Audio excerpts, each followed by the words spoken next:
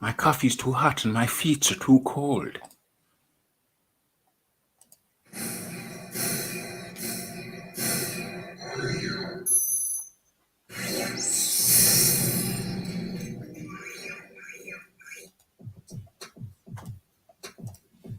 Yes, yes, yes. It's the Raphael Dawkins with the combat radio. How the hell? What the hell's going on? How did I just suddenly appear? I just suddenly appeared like an apparition. What the hell is going on? Okay. So Raphael Dawkins is the combat radio. What's this show called? Let's have a little looky. Let's close that down. Let's go to my page. Where am I? Go to the page. Oh, damn. Why is it moving slow? It's moving slow like ketchup in a bottle. Ketchup in a bottle. That's not good. OMG, how many windows have I got open? 2, 4, 6. It's a lot. It's a lot. Okay, Garcia wants Joshua to go west. What else? Yeah, Robert Garcia wants Anthonyjoshua to go west. Ruiz versus Ortiz is on this weekend. What else? Natasha Jonas is in the ring. Who's she fighting? Some other lady. We'll get into that. What's her name? But anyway, I can't pronounce her name. Sounds slightly Germanic. Might be slightly Germanic. We'll get into that. What else we looking at? Yeah, okay. That's a bunch of stuff. It's a bunch of stuff. OMG, people up in the building, populating the area, causing mass hysteria in the area. What's going on? Let's boom, get that in there. In case anybody wants to jump in.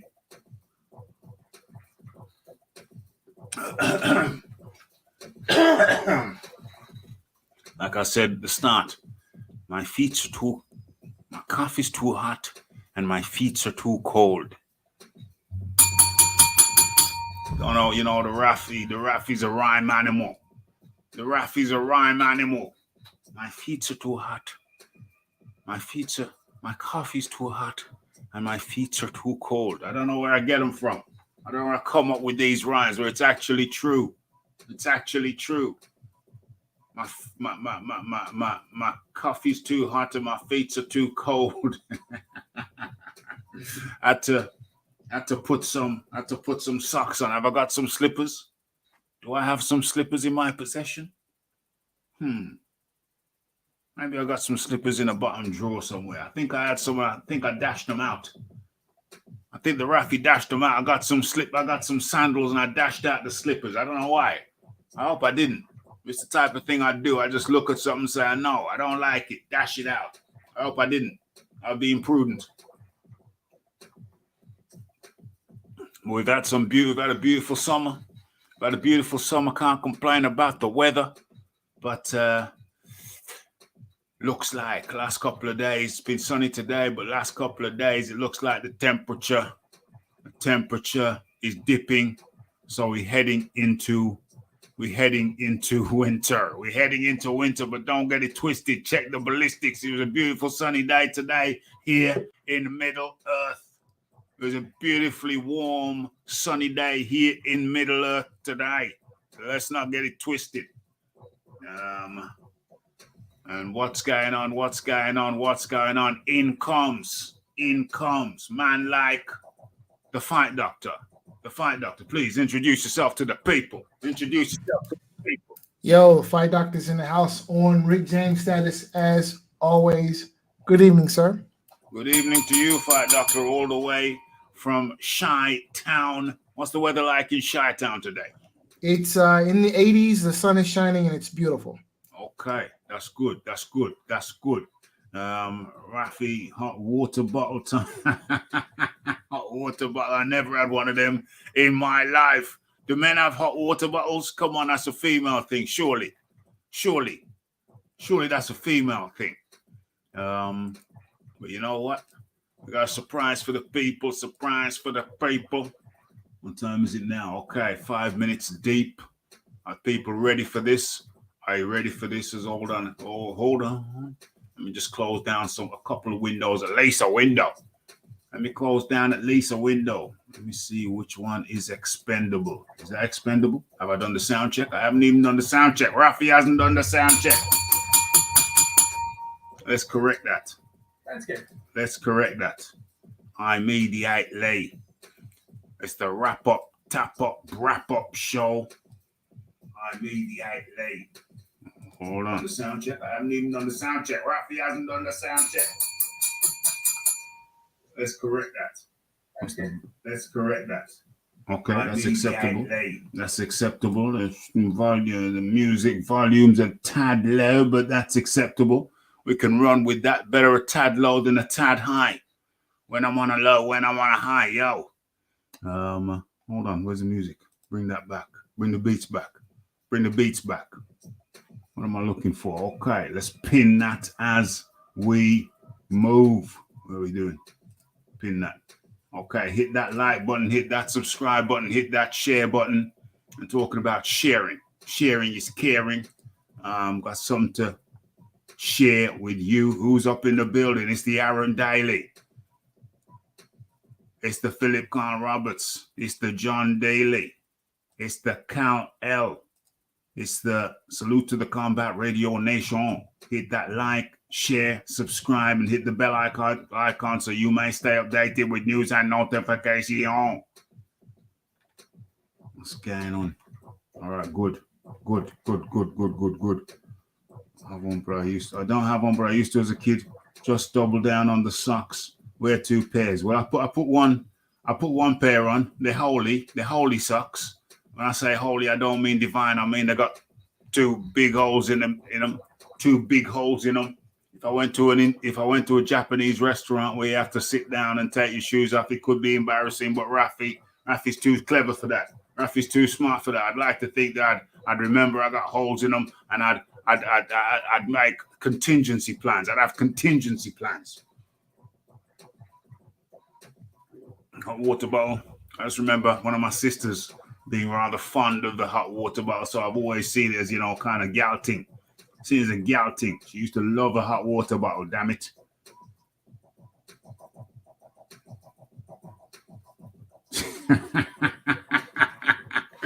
For the people in my area are only willing to share when they have something they want. OMG. Ain't that the truth? Okay.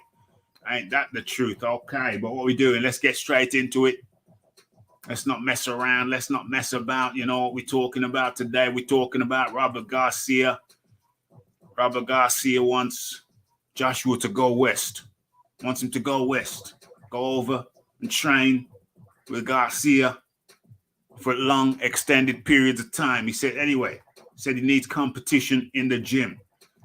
We're going to get into that shortly. But first and foremost, the Rafi only goes live when he's comfortable. We were supposed to start earlier, but I wasn't comfortable. I was looking for little pieces of the jigsaw puzzle. This thing don't put itself together. It takes work. It takes looking for data, looking for exhibits. It takes a little bit of work. It's not as simple as it may seem. Ask people who go live but don't do it very often. Ask them. It's not as simple as it may seem. And Rafi don't go live until Rafi's comfortable. It takes a little bit of work. Takes a little bit of shifting around the cushions to get comfortable. Takes looking for exhibits, little pieces of information, little piece of the jigsaw puzzle. You know what I mean? And then, I don't know, sometimes I just fall upon something that makes the mosaic, just makes the mosaic that much more complete. You know what I'm saying? It could be something called totally unrelated to the main topic or talking point. Could be totally unrelated, but still, that little piece of the mosaic, that little piece goes into the mosaic very, very well. And in this instance, let's share without much further ado. We have guys kind of topical, not central or germane to the overall piece, but certainly interesting. And it is Tommy Fury throwing wild punches at 4 a.m. In a street altercation. Did I say shirtless? OMG. Okay. Tommy Fury. What were you doing? Drunk. Were you drunk? Was he drunk? Was he drunk? I tell you what I see. I'll tell you what I see, and then you can tell me what you see, people, and fight doctor. Let me see. Can you see what I can see? Yes. Okay, so let's go through this. All right. Okay, throws a punch over his friend's shoulder. Far out of range. Way out of range. That ain't gonna work. That ain't gonna work. That ain't gonna work. Okay, so you see that finger? See that finger, the hand dancing? You see that hand dancing there? Let me tell you something. You know, Rafi was on that on the club scene for a hot minute. And became a bit of a reader, a body language reader. And let me tell you something about them the hand dancing. Let me show you that little bit of hand dancing again. You see that hand dancing that goes along with the jaw swinging. The hand dancing and the jaw swinging go hand in hand. Damn, there was a pun there, unintentional, I assure you. The hand dancing and the jaw swinging go hand in hand, and they are very indicative of the consumption of how does Rafi gonna put this? Very indicative of the imbibing of illicit substances. Rafi coming out with the lingua. Illicit substances. Let us hold on before I go any further. Extra strength mushrooms. Extra strength mushrooms. OMG. In comes the man like the John D. Lee. Good evening, man. How you doing, John? Yeah, good, sir. Good. Feedback. Wait. 1, 2, 3. 1, 2, 3. Okay, we're good. Yes. So I'm not John up in here for a hot minute, but that's good to see him. But let's get on with the analysis of this of this what do you call this? Of Exhibit A. Let's carry on. Exhibit A, we see the hand dancing, and I presume some jaw swinging. You can see for yourself he's topless at 4 a.m. in the morning. Let's continue. Okay, there appear to be some negotiations going on there over his friend's shoulder. Let's continue. Uh-oh. Who the hell's filming this? That's a rather nice canvas bag. Handles look very clean. Indicates to me it's somewhat new. Oh, we see the action continue over there. Top, what is this? Some security type of fella here in black. Tommy Fury throwing punches over his. Oh, this may be what we saw earlier. Okay. Oh, no, he's gone past his friend now. This is new film, new evidence. Let us continue. Oh, he's gone past his friend now. Oh, this is interesting. Let's see what happens here. Oh, Yeah, back behind his friend. Back behind his friend. Seems like he wants to be. Yeah. What's this? Fat fella. It's fat fella here. Okay, it's fat overweight chap here. Security guy. Fat fella. Overweight. This is a security guy. Less fat. Seems to be a more moderate range. They don't seem to want to get involved, and I'm not suggesting that they should. Just observing that they are there. Okay. Now they're out of range. Whoever's got the camera scared to turn it. What the hell's that all about? Turn the bloody camera. Thank you. Who's this? Oh, is that a female hand? Is that a female hand? Okay, the car ignition appears to be activated. What is this? What is this? Okay, let us continue. Yeah, that's a female. You see the ponytail there? Getting her head in the way. Oh, damn. Looks like she just started the engine. What's this?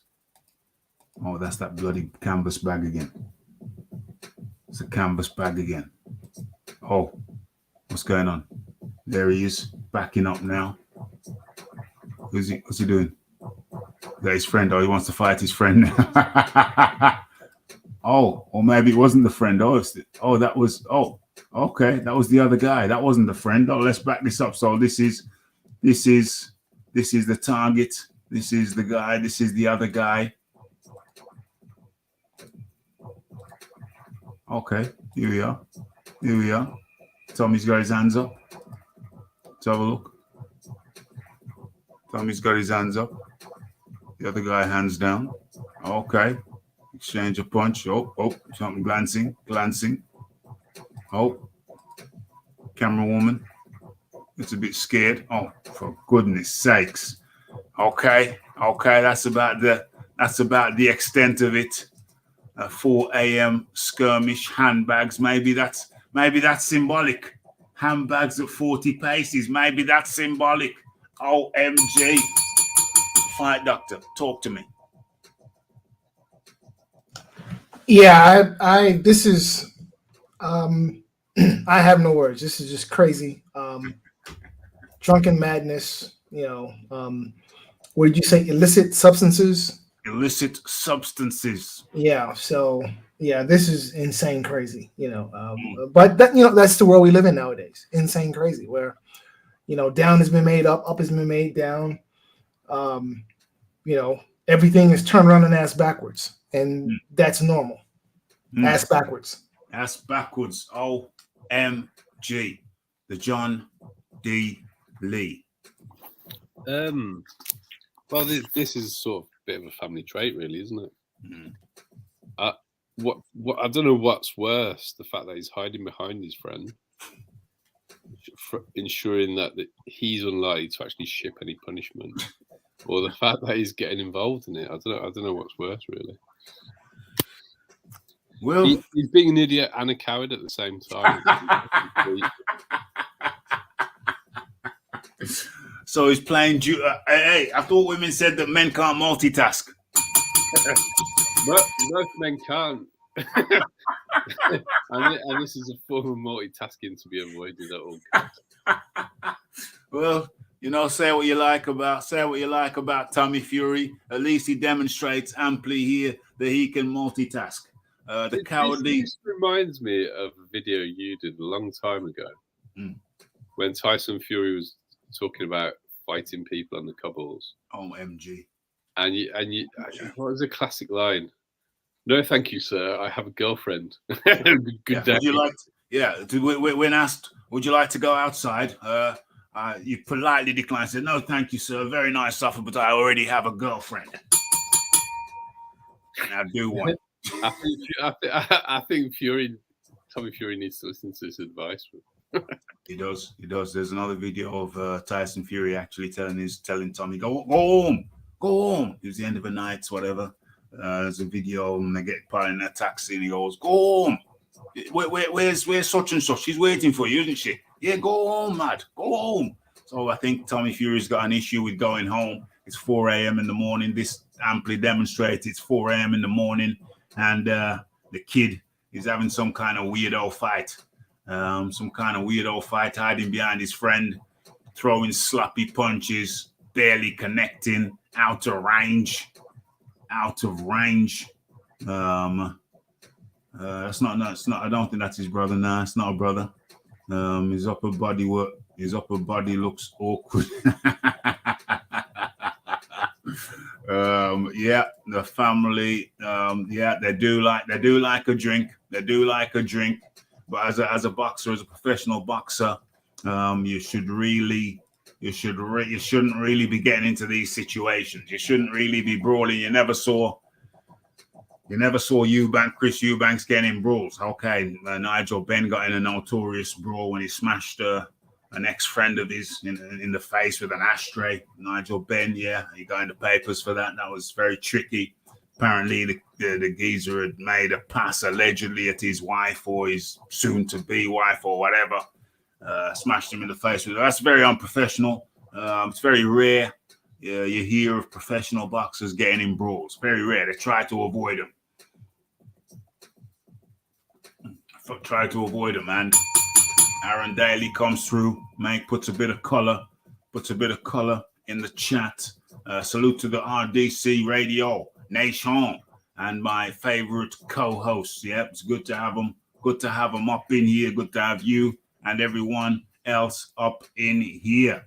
So what we doing? That's Tommy Fury. I just stumbled upon that just prior to the show starting, and I thought, yo, we're gonna have to drop that in to the wrap up show. Okay, so that's Tommy Fury. Let's get rid of him.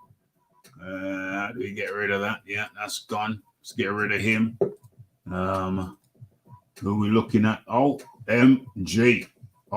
If this is really Kong, then it's a star-studded cast. Kong, is this really you? Yeah, Rappy. What's up, man? Damn. It's really Kong.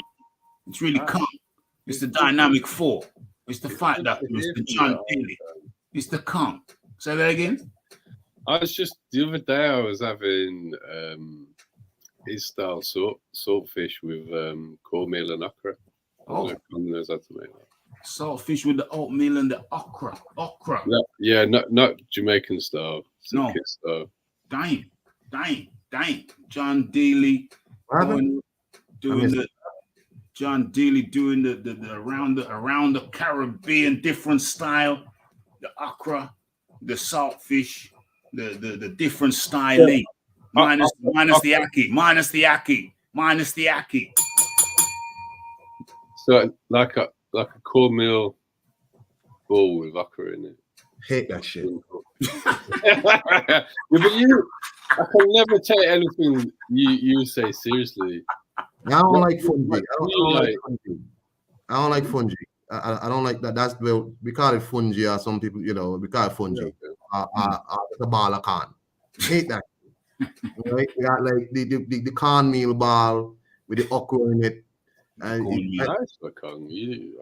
The only time I have cornmeal is in the porridge, and even then you got to be careful. You got to be really careful with that. I don't like fungi. Fungi is what my mother to eat.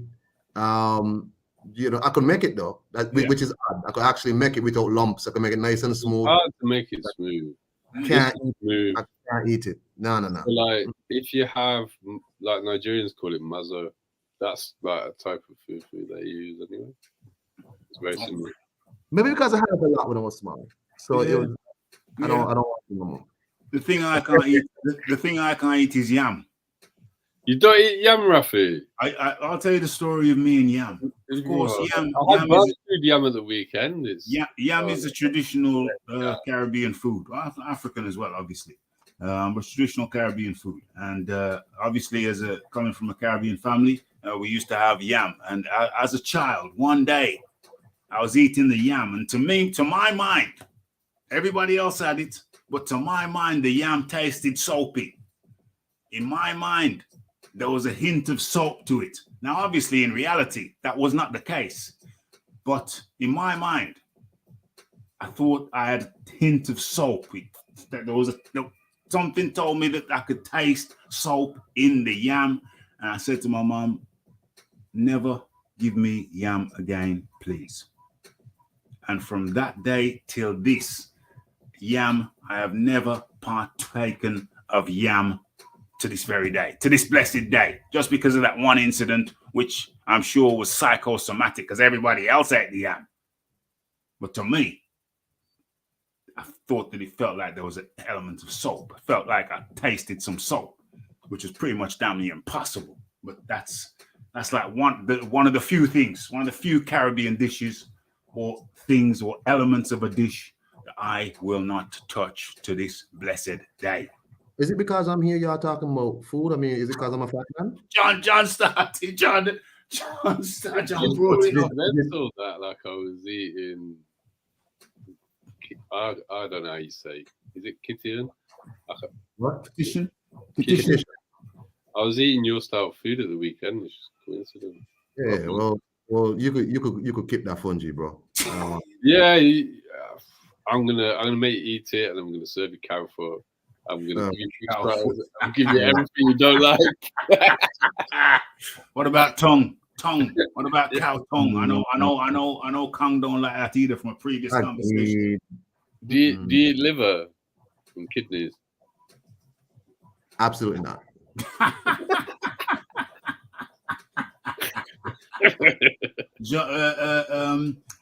Kang should not go to one of John's barbecues. Actually, I've never had a kidney, so probably I might like it. I don't like liver though. You see, the thing is I guess because how it was done when I ate it, I didn't like it. But if it's done a different way, like for instance, yam, I can't just eat a boiled yam. It has to be boiled and mashed, like mashed potatoes. Yes. But then if it's got like nice sauce and you mash it, soaks all the sauce. Right. Nice. I could eat that, but you can't just boil. What about yam on the barbecue? Because that's my favorite. Because then inside, I never had it. Fluffy. So maybe I can't how you prepare it. You know, maybe I can't how you prepare it. I might eat it, but maybe because of how my people and they just boil the bloody things and he eat that. Who must eat that? Not me. You gotta nice it up. You gotta a little bit of something on there. Some kind of sauce maybe. Yeah, you can sauce. See, Nigerians like to barbecue yam, and then the aunties bring out their special homemade pepper sauce. Yeah, put some sauce on it. It's nice. Put some sauce on it. Another super chat from Aaron Daly. For the legendary Iron Kong is up in the building. Peace and power to all. My nan used to force me to eat cow foot and chicken back. I like fried chicken back. These things are good for you. The modern diet's lacking in collagen. I like chicken back though. Yeah, chicken back's good. Got the chicken back. Back and neck. Yeah, the neck. Back and neck. I was in Jamaica sitting down with some people, with some family friends over the yard, and somebody gave me a cup. Somebody gave me a cup of soup. So I'm spooning, I'm eating the soup, and then I come to something, and it was a chicken foot. It was the chicken foot in my cup. It was a chicken foot in my cup. Good for you, Rafi. Well, you know what? I didn't want to seem like a squeamish Brit. So I just kind of ate around the chicken. I just continued drinking the soup and I ate around the chicken foot. I know a lot of people, a lot of Brits here now, they're probably screaming, no, not the chicken foot. Not the whole chicken foot. Yeah, the chicken foot like this. Where's my hand? Yeah, the claw. The whole chicken claw. Yeah, was in my cup. And I wasn't expecting it. But I ate around it. And then the guy next to me said, what? Y'all gonna leave the foot? Y'all gonna leave the chicken foot? I said, yeah, you want it? Anyway. Yes, you want it? And I said, yeah, man. You can't leave the chicken foot. So I duly passed him the chicken foot. And, he saw me going to waste the chicken foot and he stepped in. He intervened. And That's I passed right. him the chicken foot. Yes. I have a reason. You not eat chicken foot, Rafi? You eat pig trotters, don't you? Pig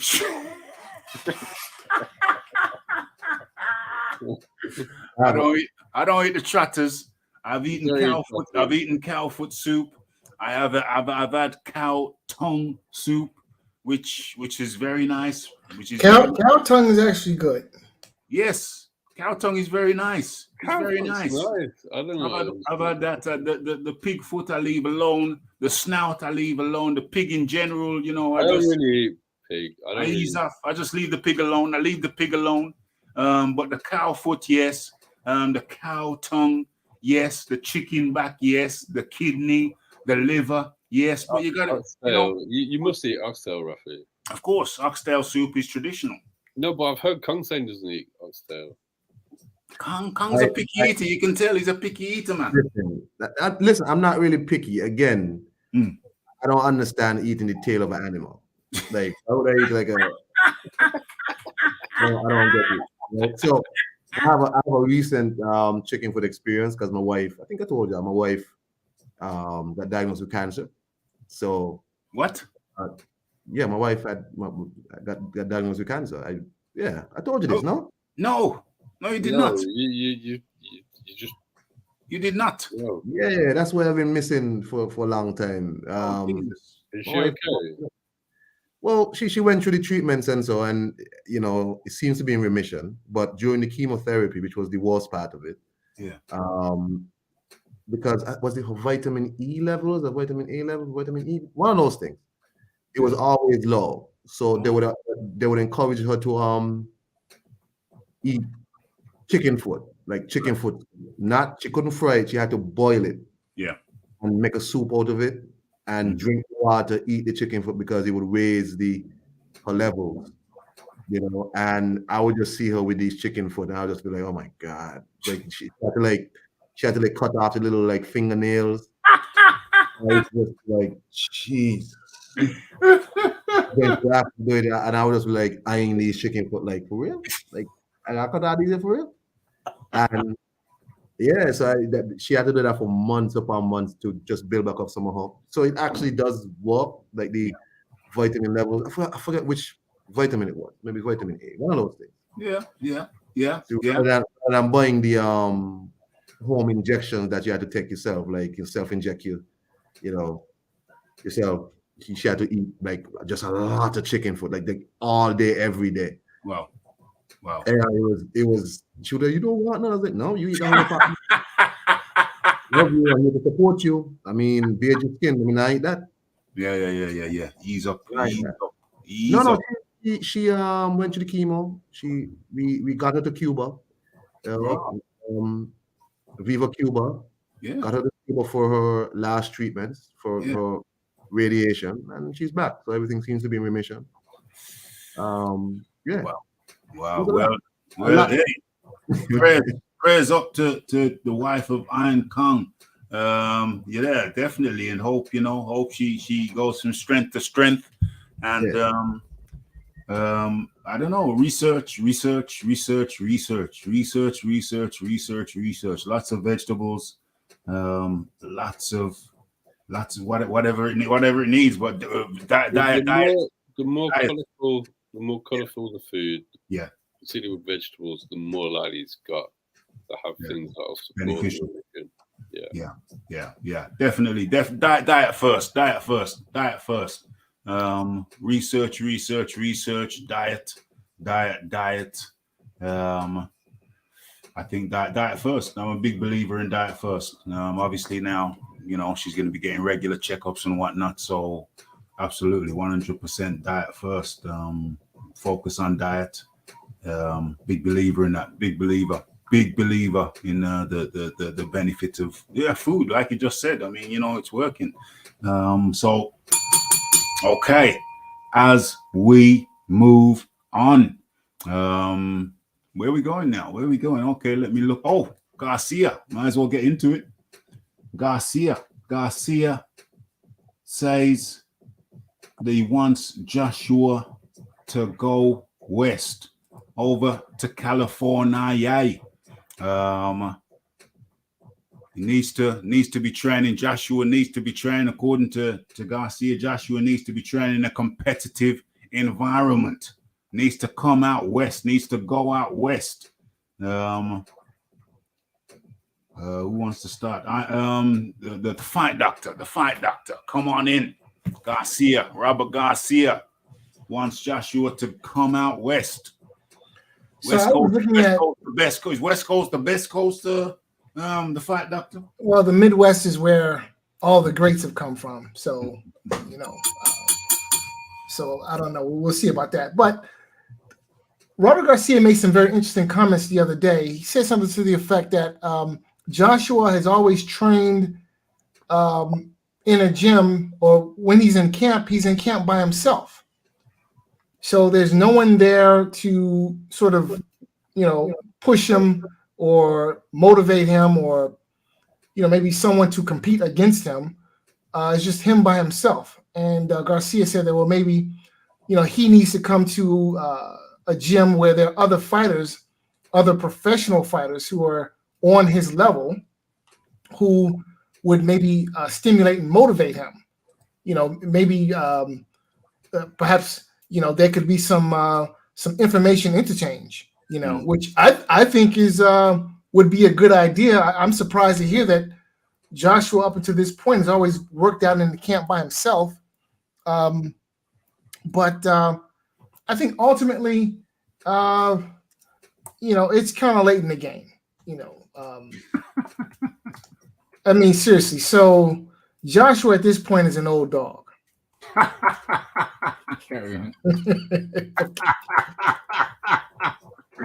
I mean, he's 32 years old now. Yep. He's 32. Yep, your boy Wilder's 36 or something. Yeah, so he has more days behind him than he does in front of him in terms of his boxing career. It's been one. He's a heavyweight. He's a heavyweight, and that can go longer. So I disagree with you, but please don't let me interrupt you. Carry on. And I think ultimately the problem with Anthony Joshua lies between his ears. Uh-oh. You just listen to the rant that he went off on post the Usyk rematch. He's making comments about how he's a new breed of heavyweight and he's not built for 12 rounds. Well, listen, dude, if you are a quote-unquote new breed of heavyweight and you're not built for 12 rounds, then what the hell are you doing in a 12-round fight? Because apparently you can't knock everyone out. Not even George Foreman can knock everyone out. Every now and then he had to go 12 rounds. Yeah. So if you're not prepared to go 12 rounds, then, sir, I would suggest you are in the wrong sport. Or maybe perhaps you should go back to fighting 8-rounders. Maybe that's the solution. Because, look, the man said out of his own mouth, he's not a 12-round fighter. That's what he said. They say a lot of things. Fight to say a lot of things. Fight to say a lot of things, a whole lot of things. Well, this is a problem. Okay, you are a professional prize fighter, a world class. In the heat of the moment, no less, directly after a fight. I mean, Joe Rogan said he doesn't like to interview fighters directly after the fight because emotions are high. I think if you have an argument with your girlfriend,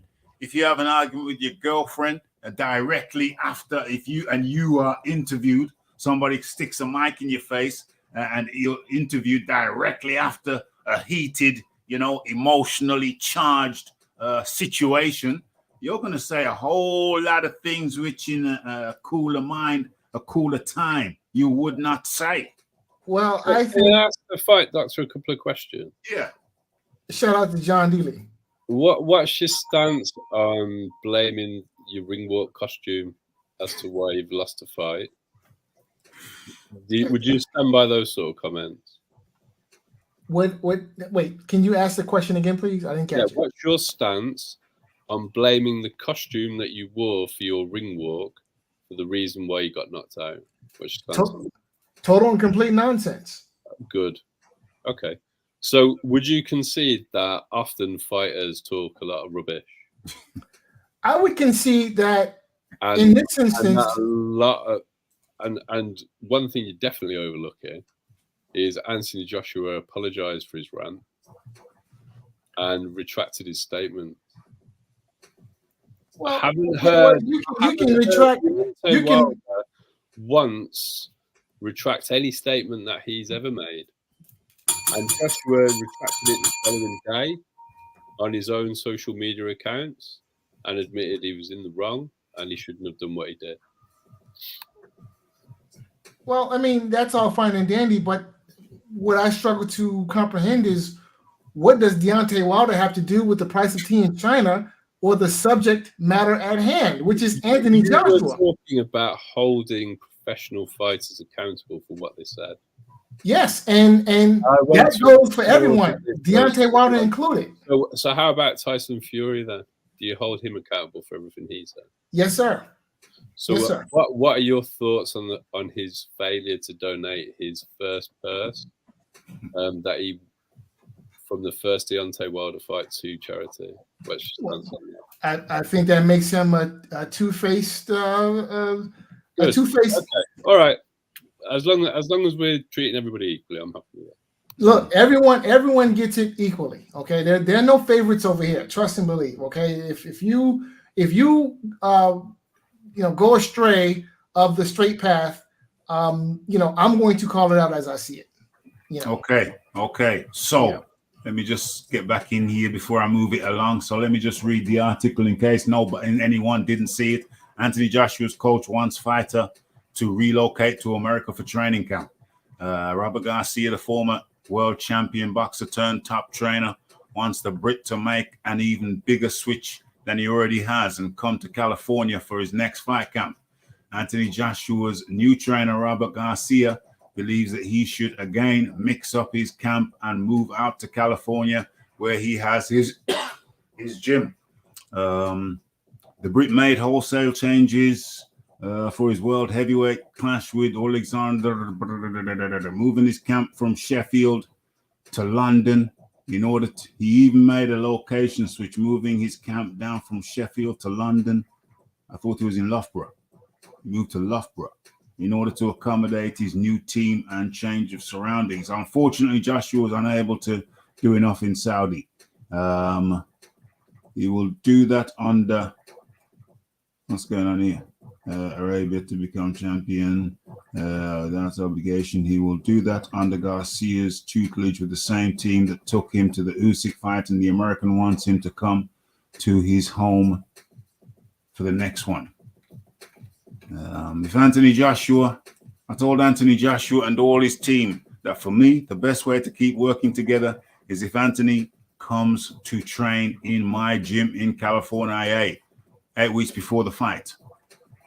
From 6 to 8 weeks. That's all I need for a good camp. I told Anthony, I need you to be around more fighters, more champions. I want you to have more fighters for competition, even if they're from the same gym. But you have to compete. You have to want to be better than them. And they will want to be better than you. It will work out. It will work for all of you. What's this? Some sound. Stop the sound. Kill the sound. Boom. Where is this? Okay. So that's what's missing in his gym. The fighters to be competing against each other, where they don't want the other fighter to do more than you. He needs a place with other world champions around him. Anthony has always been alone in his camps. He didn't have other fighters to train with. Okay, let me go to the Iron Kong. Your thoughts and observations about Robert Garcia's statement. No, I mean, I think it's a good idea. I'm not sure who would have been in Anthony Joshua's camp in England, because I don't know, like when he was with Rob McCracken, I guess maybe they had some amateurs around or whatever, you know, around when Joshua was the main guy in the gym that started the center focus. Now he's left Rob McCracken. It's just kind of him alone in the gym. And I don't have no problem with being in a certain atmosphere, a fighting atmosphere with other people around you, other pros. I'm not sure he's going to get a lot of other fighters to come to be there, because Robert Garcia don't really have heavyweight. Joshua as well. You know, from the little I know. Yeah. It might be the first heavyweight that Robert Garcia has had. He's got another one. Up and coming guy. Okay, there you go.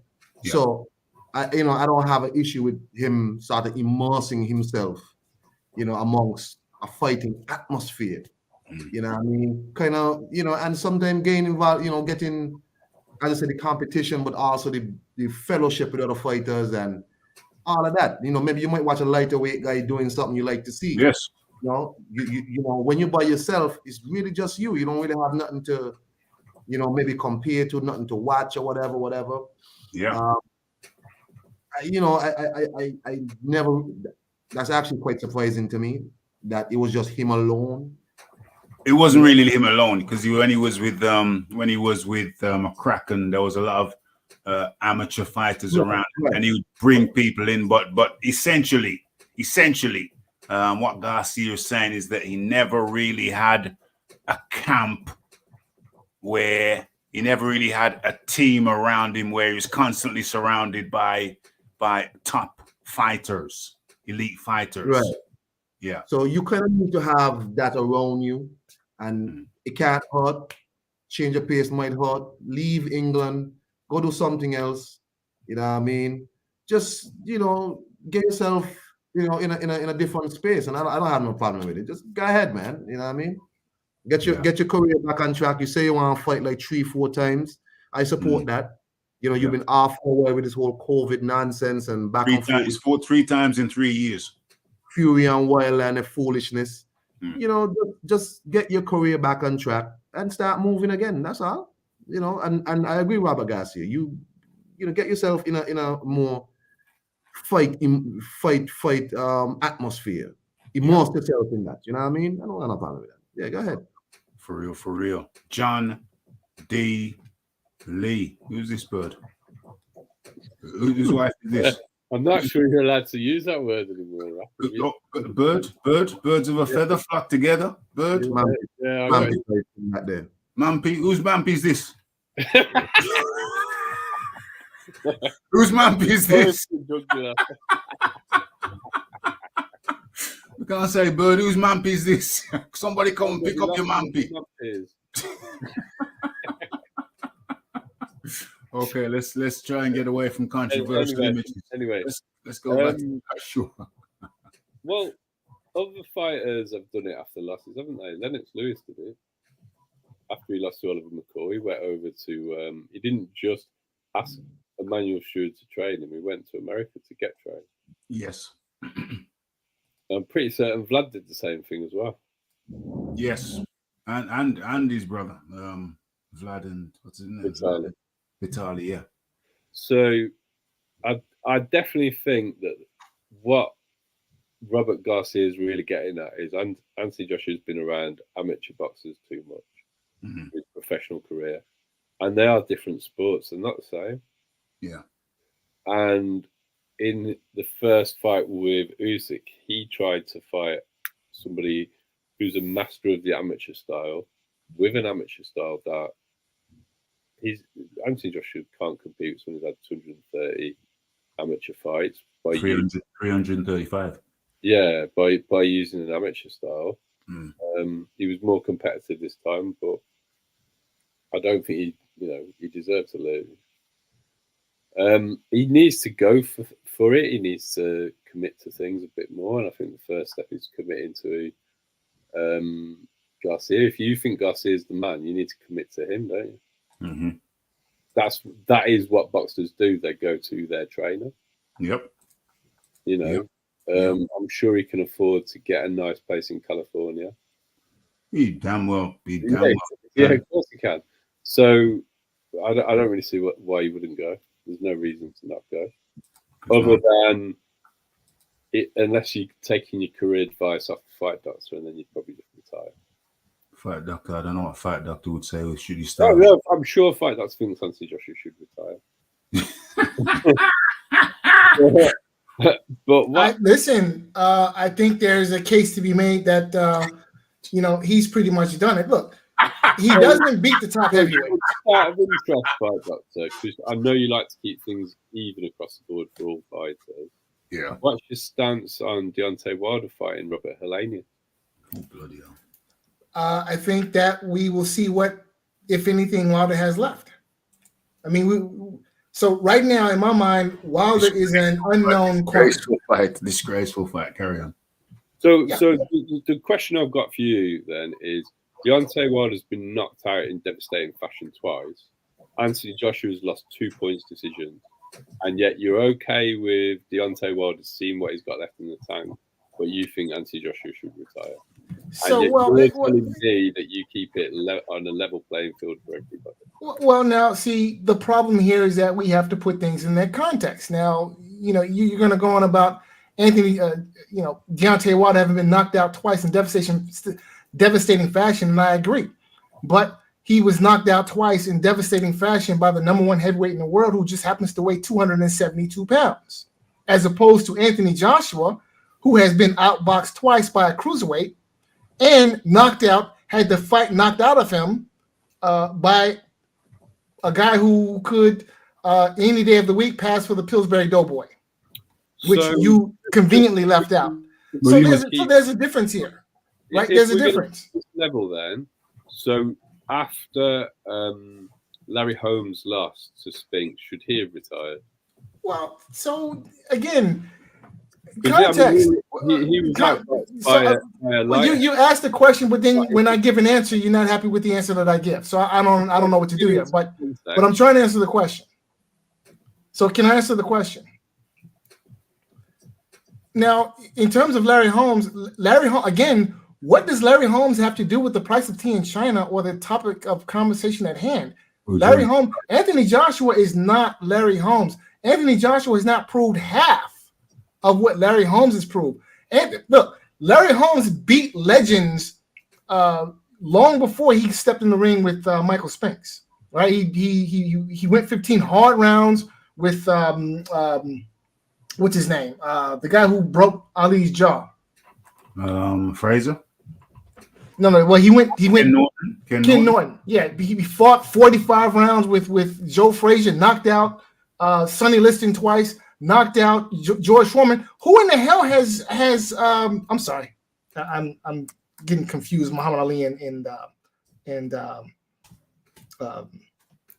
Larry Holmes. But Larry Holmes went 15 hard rounds with Ken Norton. All right, and Larry Holmes has a resume. Who in the hell has Anthony Joshua beaten? Right? But that's not the question, though. But it wasn't the question. Well, okay. So the question is, should there was no question, because you're asking me if the question was should Larry Holmes have retired after losing to Michael Spinks? And the problem here is that Anthony Joshua is not Larry Holmes. Okay, that's the problem. So really, it doesn't matter if I think Larry Holmes should have retired, because at the end of the day, Anthony Joshua could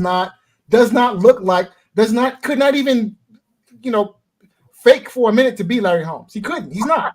Okay, you've avoided the question. No problem. No problem.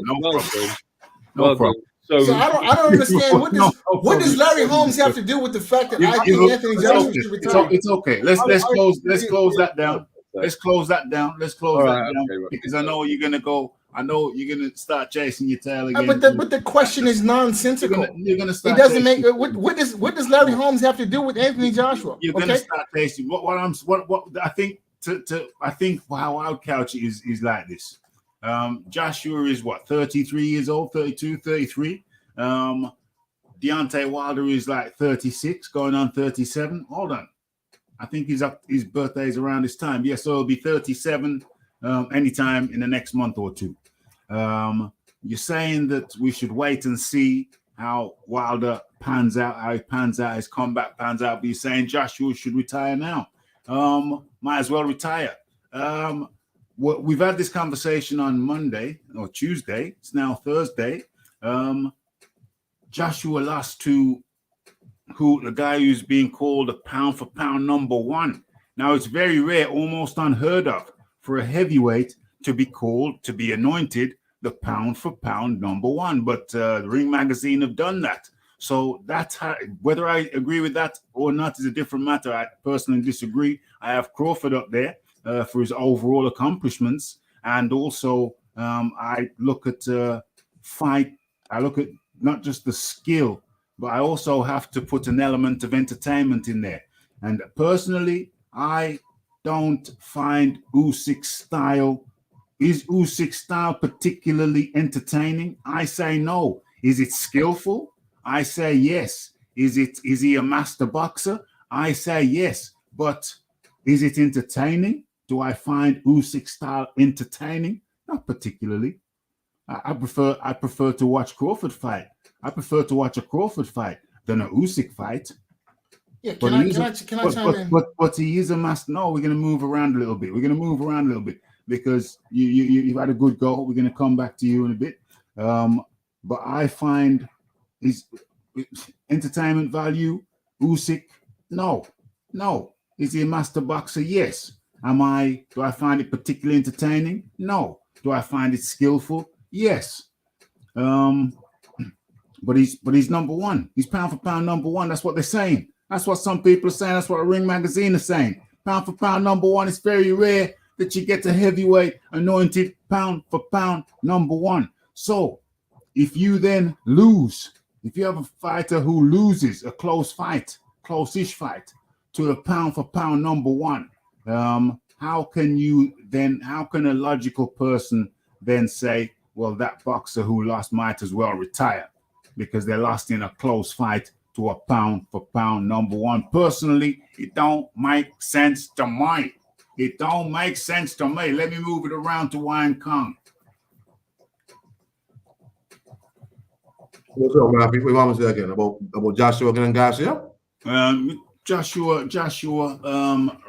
the Iron Kong feels that Joshua might as well retire. Retirement might be an option for Joshua. My argument is, how can you then say a guy who just lost a competitive fight to the man deemed to be a pound for pound number one, how can you then say that guy should retire? 32 years old in the heavyweight division when it can go longer than the other divisions. Well, I'm generally not a big fan of fighters going long anyway, but in terms of retiring because you lost to Usyk, absolutely not. That's no. I mean, he didn't get blown out in the second fight. It was a very competitive fight, and he did a good job. Usyk has a bit more because Usyk is a much more experienced fighter. He had a bit more than Joshua at this point in his career, right? Why would he retire now? You know, the man has a lot of fights ahead of him. I can't how long he wants to go. If he fully commits himself to increasing his skill, I've never heard Anthony Joshua say, "I don't need no skill. I don't need nothing." You know, Anthony Joshua has said he's building, he's learning, he's trying to get better every time. So as long as you still have the capacity to learn and adapt and evolve, there's still hope for you in the fight. And you're telling me a two-time unified champion should just retire because he lost to Usyk, a guy who is a special fighter. I recall when people were saying Joshua was going to knock him out, I said, no, this is going to be a rough fight from the first fight. It's going to be a rough fight because I rate Usyk, right? Since I discovered him on the World Boxing Super Series, I rate the guy. You know what I mean? Yeah. And he had more than Joshua, whatever. In terms of Deontay Wilder is a guy who has closed off his capacity to learn because he has already said he's fully armed. He don't care. He don't need no skill. This is who I am, and that's all. He don't have to retire, but he's almost 37, right? Who he got knocked out by, it really doesn't matter. You got knocked out badly. That's that happens sometime in boxing. You get knocked out by somebody, and that's okay. That's how it goes. I see Lennox get clubbed by Hasim Rahman. Lennox come back, deal with him. You know what I mean? That happens in boxing.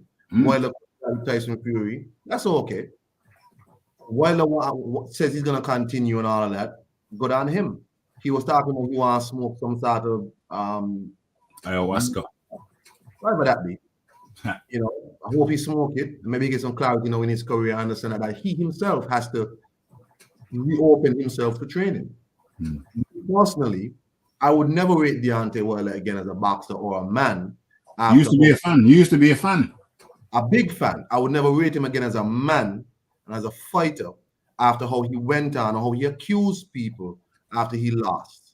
I ain't gonna rate him again because of how I get down personally in my politics and me as a person. I can't respect him again. So why he do with his career is up to him after that. Because once again, he was challenged to a fight with Anthony Joshua. and he don't come online talking about, oh, they only wanted me as insurance, guys. I'm like, listen, you gonna fight or not? Stop making everything some big conspiracy or whatever. They only wanted me as insurance in case he lost to Usyk. What? Makes no sense. It makes Are no you sense. saying that Eddie Hearn considered you a rebuilding fight after, in case Joshua lost to Usyk? Eddie Hearn don't trust Anthony Joshua. He has no confidence in him. So you telling me, Wilder, you say you're the best in the world still. Eddie Hearn is so not confident. He tried to book a fight with you right after Usyk with Anthony Joshua. No, it means he's confident in Anthony Joshua to book 2 back-to-back big fights with you. So I don't rate Wilder as a person. I hope he goes as a fighter, but certain things he has done and said, I ain't rating that man again. And that's because of my personal politics. Fight doctor knows my personal politics. Everybody knows my personal politics. You know what I'm saying? What do you think of Wilder turning down big money fights against Joshua and even Dillian White? He was offered some Saudi type arrangement, Saudi type money. It's just him. The guy is just a delusional person, and the people around him knows he's delusional. So it's easy for them to mess with Wilder and convince him to hustle backwards. You know what I'm saying? You try to fight Robert Helenius on pay-per-view, Rafi. Pay-per-view. You want to fight Robert Helenius on pay-per-view. Sparring partner. The sparring partner, and then still turning down these fights with these people. Well, who else is going to fight after this, Bregin? Who else is going to fight after this? Bloody Andyruiz. I mean, the winner of Ruiz. Remember, he's saying, if Ortiz continues to look good, we might see Wilder versus Ortiz 3. He's looking at Wilder ahead. So, Anthony Joshua, to me, have more of a capacity to continue his career because he wants to get better. He wants to learn. And he wants to be involved in these big fights. There's no delusions. There's no nothing. All right? I didn't get to speak to. He had a very poor moment in the ring after.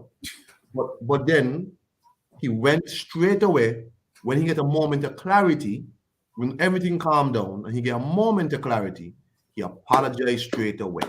Yes. You know what Deontay Wilder did after Tyson Fury 3? I still don't respect you. It took weeks for Deontay Wilder to come out and make some half-hearted or respect to Tyson Fury, whatever after. Half-hearted. So Wilder need to continue his career, go ahead, no problem.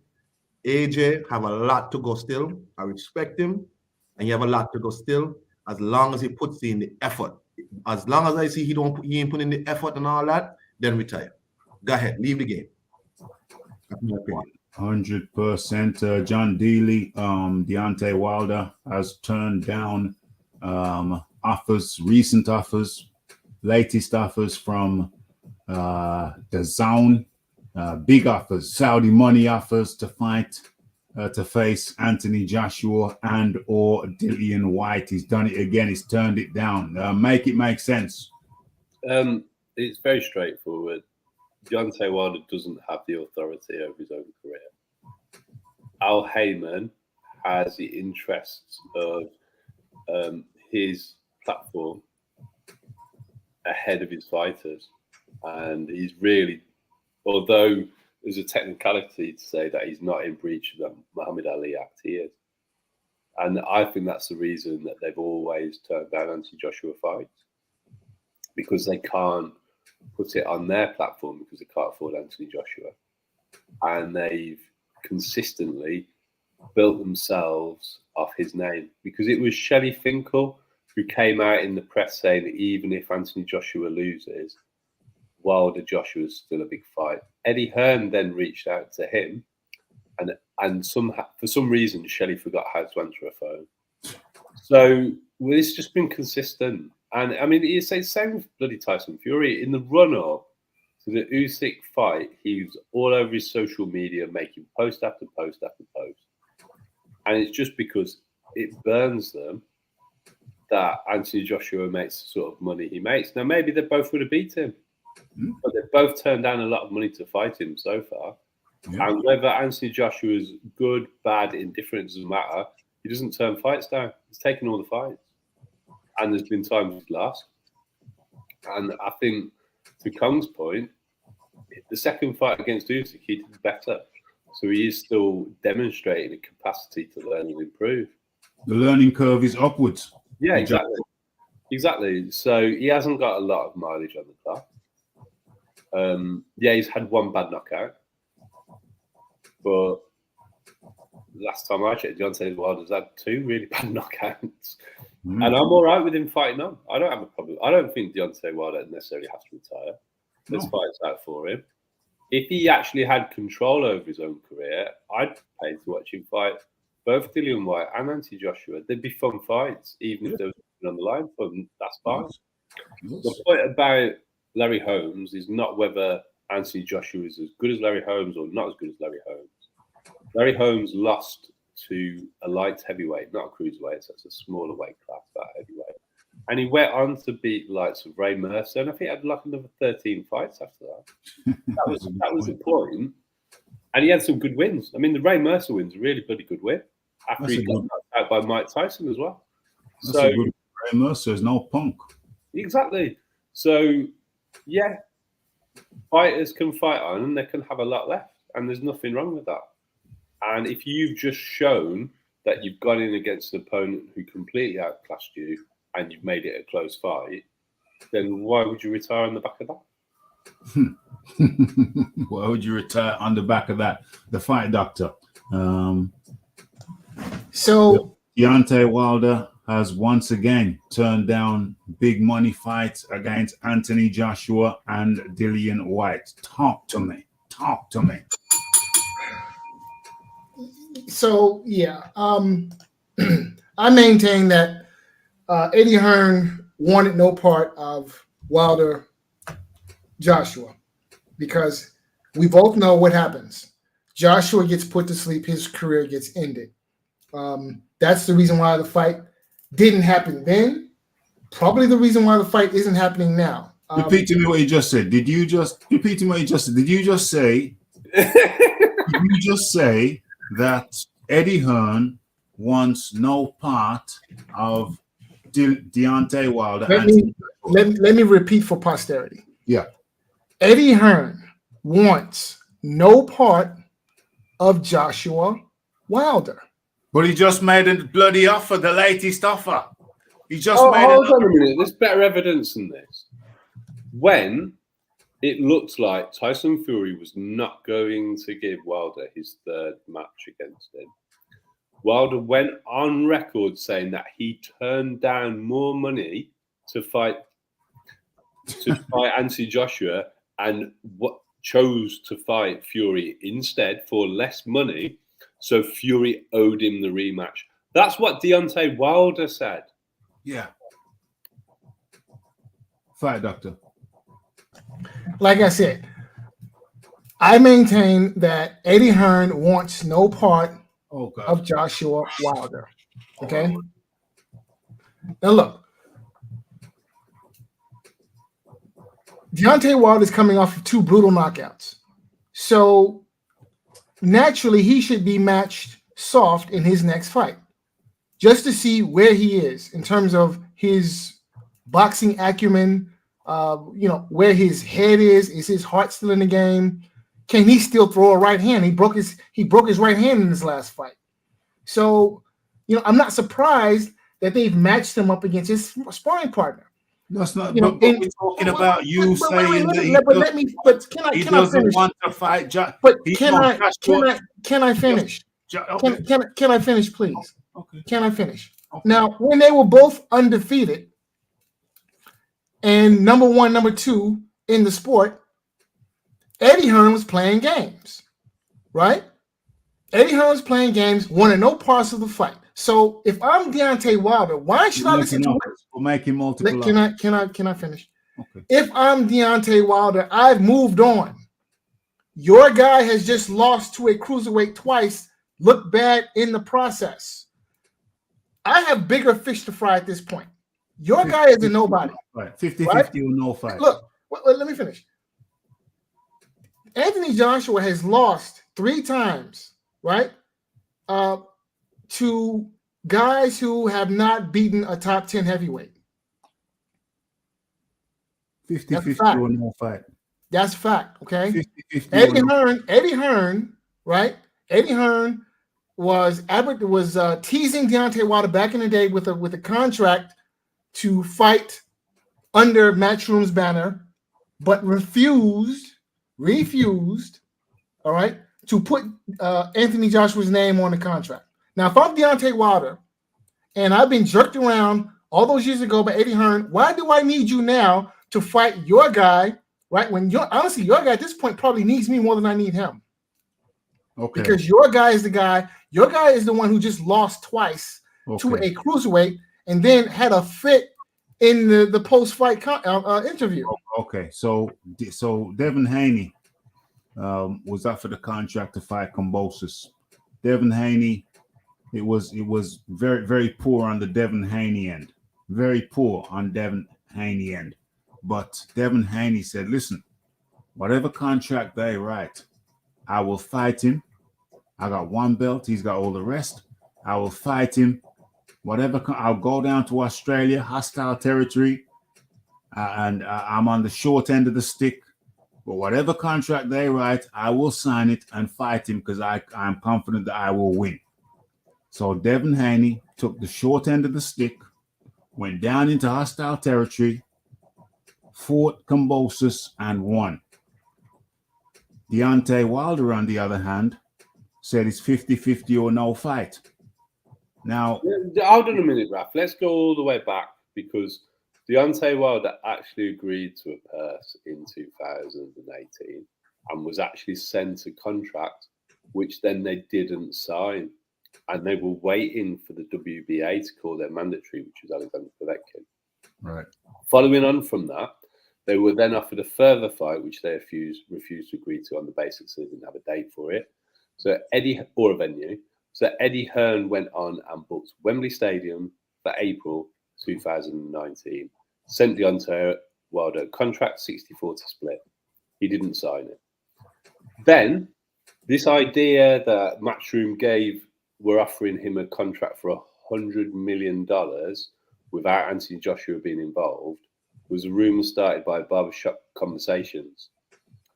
In the period where Fury was negotiating with Joshua to do the undisputed fight and Wilder was pushing for his arbitration to actually get his rematch, he told on himself by saying he turned down that contract to fight Tyson Fury again. So Anthony Joshua's name was on that contract. But no matter how much evidence you present to the fight doctor, he will never, ever acknowledge any of that evidence, and he'll put all the blame onto Eddie Hearn. With this misunderstanding that Eddie Hearn is all right with people losing fights. He's promoted Derek Chisora and made a heck of a lot of money out of Derek Chisora, and people have supported him. He's got losses in the double digits. Anthony Joshua's just coming off losses. He'll still continue to promote him because there's still money to be made. Dillian Whyte, he'll promote Dillian Whyte after really bad losses because there's money to be made. He actually offered Dillian Whyte a contract after Anthony Joshua knocked him out the first time, and look at what he's done with him. Eddie Hearn understands how to rebuild a fighter after a loss, and the fight doctor doesn't understand that Hearn's not afraid of this. All good points. All good points.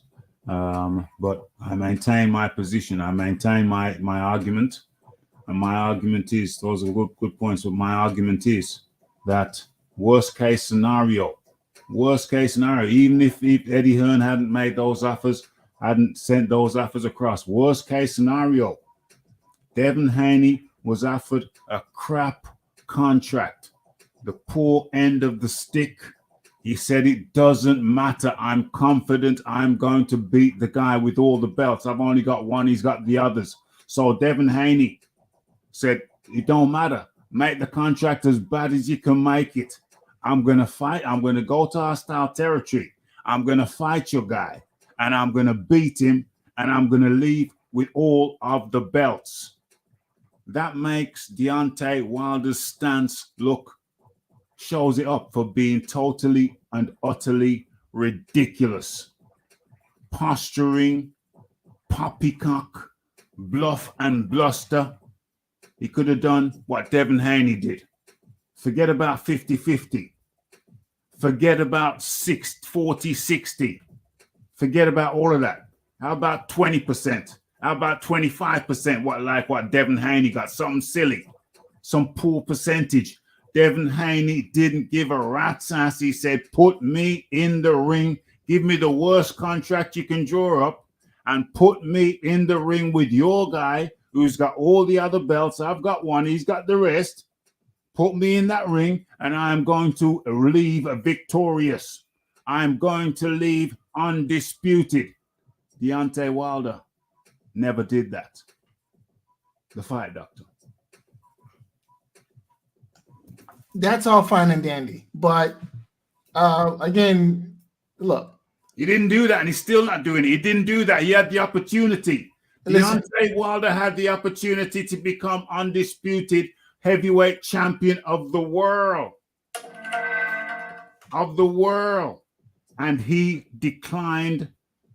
By the time Larry Holmes lost to Michael Spinks, Larry Holmes was already an all-time great heavyweight. Larry Holmes was already an all-time great heavyweight. Anthony Joshua. Talking about Devin Haney now. It's moved on. We're talking about Devin Haney now. His two best wins are 40-year-old Vladimir Klitschko and 39-year-old Alexander Povetkin. Basically, he's the king of the geriatrics. And Deontay Wilder refused to fight him vehemently and incessantly. He could have done what Devin Haney did. He could have done what Devin Haney did and emerged undisputed. That's the popular myth, but I suspect reality is something else. He could have done what Devin Haney did and emerged undisputed. Deontay Wilder could have done what Devin Haney did. So now we all remember. Now, of course, the king of the world, things need to be put in and of course, things need to be put in their proper context. Now, we all remember when your guy, the geriatric king, went on whatever show, whatever interview, and he said, if Uncle Al comes up with $50 million, it don't matter. No, it does matter. He could have done. It does matter. Facts. I'm sorry, but facts matter. Facts matter. Instagram offer. Facts matter. Facts matter. Instagram offer. He could have done what Dilly. He could have done what Devin Haney did. Uncle Al. Let me address. Uncle Al. I'll address your point. I'll see your $50 million and add another 10 onto it. And what did you guys do? Hold on a minute, Fight Doctor. Okay, so if that's such an issue, why was it after Anthony Joshua said no, we're not going to go for the 50 million? Why did Deontay Wilder agree to fight Anthony Joshua for $15 million? Then Eddie Hearn sent him a contract which they agreed to all the terms, but didn't sign. That's actually what happened. So yes, Anthony Joshua did say, give me $50 million and I'll fight you. There was an email from Deontay Wilder, not from Al Heyman, to Eddie Hearn, saying that they got the money and that they would make the fight. No contract was ever sent. And then they backed down and agreed to fight Anthony Joshua for $15 million. That's actually what happened. So, what's your actual point? They made a fake offer. So they made one offer. They made one offer with no contract, and that's worth more than all the offers backed up with contracts that have gone the other way. So arguing over this point. Do you know what I'm going to do? I'm just going to say You're right, Fight Doctor. Anthony Joshua never wanted any part of Deontay Wilder because he knew he'd go to sleep. Here's my We point. never have to have this conversation again. I've just told you you're right. Here's my point. My point is that Anthony Joshua, in his own words, is not a 12-round fighter. That's what he said, not what I say. That's what he said. He's not a 12-round fighter. He looked at Alexander Usyk post-fight and asked the question, how did you beat me? In his mind, he couldn't formulate how a fighter who is not as big and not as strong as he is could possibly beat him, despite the fact that this is the third time it has actually happened. He's not a 12-round fighter. At the world-class level, you are not a 12-round fighter.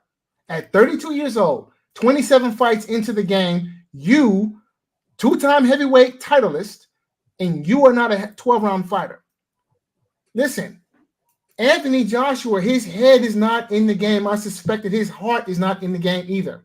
He needs to retire before something really bad happens to him. I don't want to see Anthony Joshua get hurt, right? But he is not a professional prize fighter at the world level. He's not. And that's his own admission. Because when you say things like, I'm not a 12-round fighter, what that means is I am not a professional prize fighter at the world level. That is what a statement like that means. That's how it should be read. He needs to retire. Because what's going to happen is he's going to get knocked smooth out in a very ugly fashion. I promise and guarantee. We've already seen the fight beaten out of him. That was in the first Ruiz fight, right? What's going to happen in short order is he's going to be carried out on a stretcher. I don't want to see that happen. But that's where he's going. Because he doesn't take it seriously. He thinks it's a game. He thinks it's a joke. It's not. You don't play fighting. Okay. You have to look. Boxing is a religion. You have a need to talk about Anthony Joshua every show. You have a need, and it doesn't matter. We did it 2 days ago. We did this 2 days ago, but you still have an incessant need, an overwhelming need and desire to talk about Anthony Joshua every single show. And we've been through this. And I try not to go over it again and again and again, but you want to go over it again and again. But the bottom line is this, and it's very simple. Anthony Joshua's learning curve is upwards. Upwards. You see the finger? It's going up. That's his learning curve. Deontay Wilder's learning curve is going downwards. Yeah, he's devolving. So we have one fighter evolving and one fighter devolving. Now, the fighter who is devolving, you say should carry on. And the fighter who is evolving, otherwise getting better, you say should retire. So that clearly makes no sense. 1. 2, Deontay Wilder had the opportunity to do and say what Devin Haney did and said. And that was, he had the opportunity to say, listen, it don't matter how bad the contract is that you give me, I will take it and I will come to hostile territory and beat your guy. Not only did Deontay Wilder never say that, to this very day, he's declining to fight Anthony Joshua and Dillian Whyte. To this day, he's declining. To this day, he's running away from those fights with all kinds of cockamamie excuses. I think you're the only one on planet Earth who could co-sign Deontay Wilder's obvious reluctance, his clear denial of those fights. Every time he gets the opportunity to fight Anthony Joshua or Dillian Whyte, he ultimately declines. Deontay Wilder's record of fighting top 10 fighters, I've done it before, I'll say it again, is absolutely disgraceful. He's fought 3 top 10 fighters in his whole career. And that's Bermain Stavern the first time, Luisortiz, and Tyson Fury. 3 top 10, Ring Magazine top 10 his whole career. It's a complete and utter disgrace. complete and utter disgrace. And there is no excuse for it. To this day, he's turning down a fight with Anthony Joshua. Anthony Joshua's learning trajectory is going up.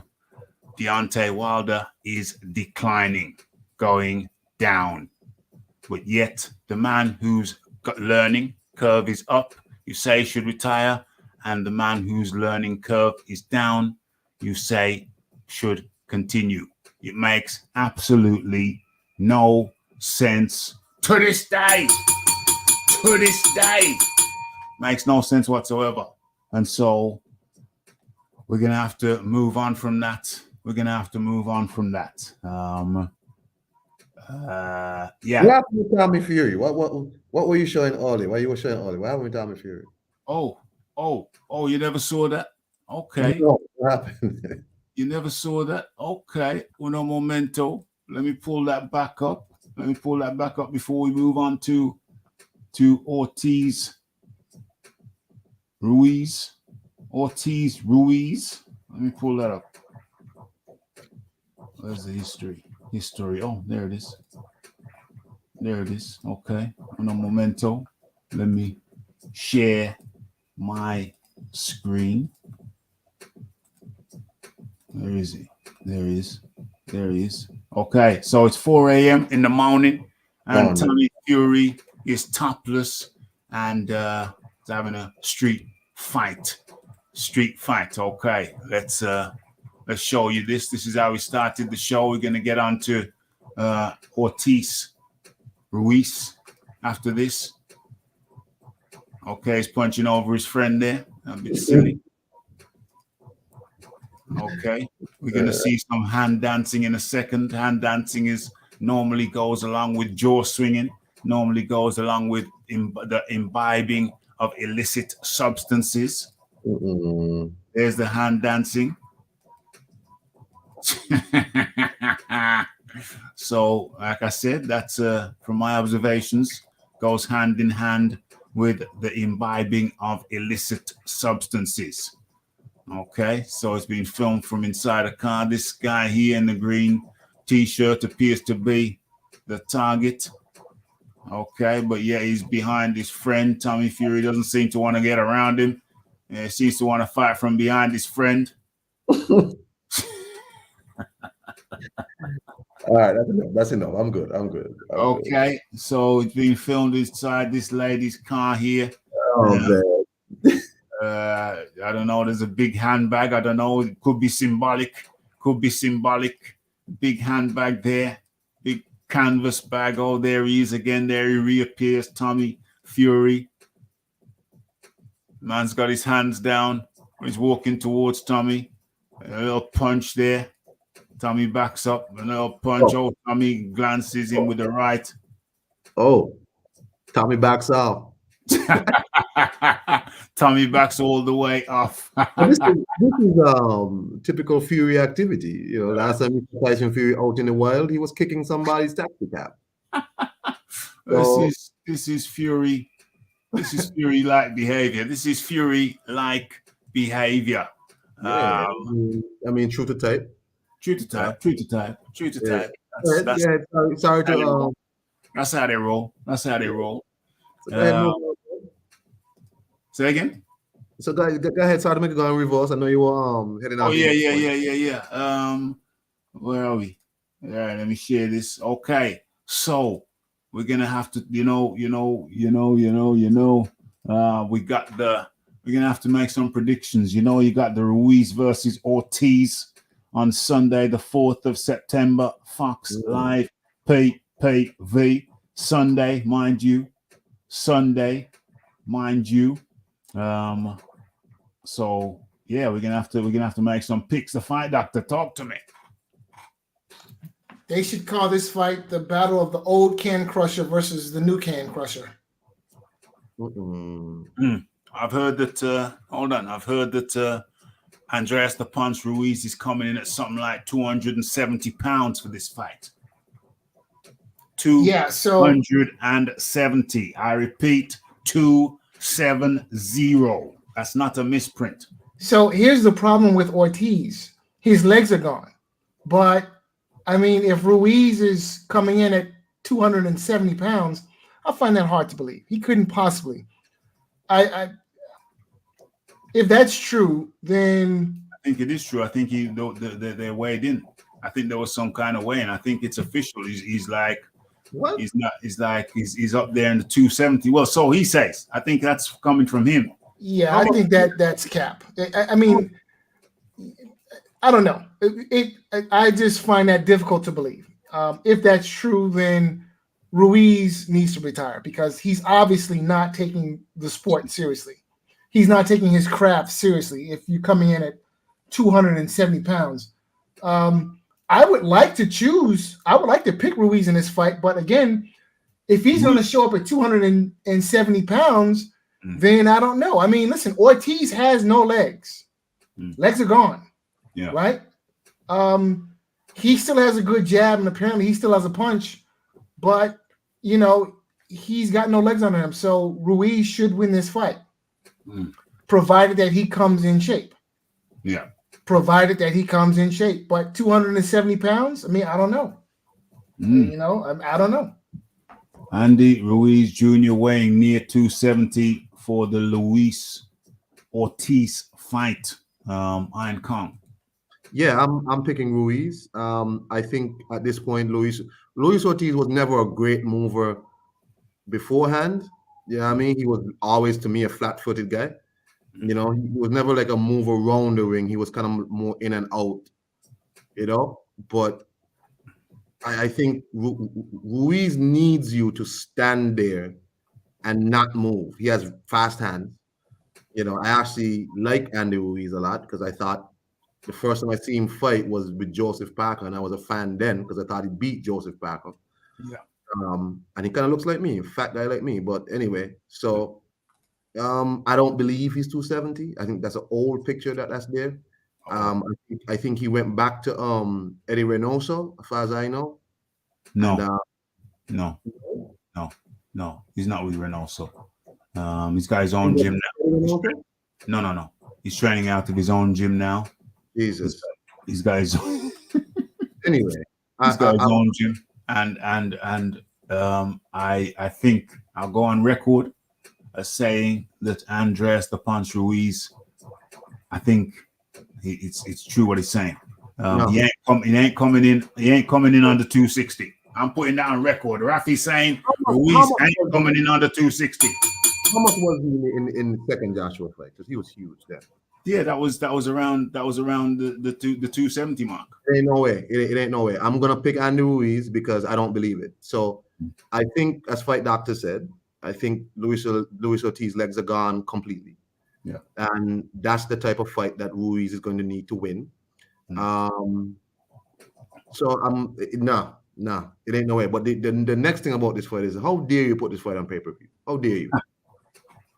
Well, they're putting Wilder versus his training partner on pay-per-view, and it's still the same people. At least tell the Wilder fight as the comeback of the knockout king or something. But you don't. I mean, Jesus. Anyway, go ahead, man. I pick Ruiz. There ain't no way he comes in this size. There ain't no way. I say Ruiz ain't coming in under 260. I think this is legit. These pictures are recent. Where is the picture? These pictures are recent. If I go, this is AR. Yeah, this is his gym. This is, look at the signage. Look at the signage on the ring apron. This is his gym. AR, Andyruiz. This is his gym. This picture right here is right now. This is recent. This is yesterday. This is his gym.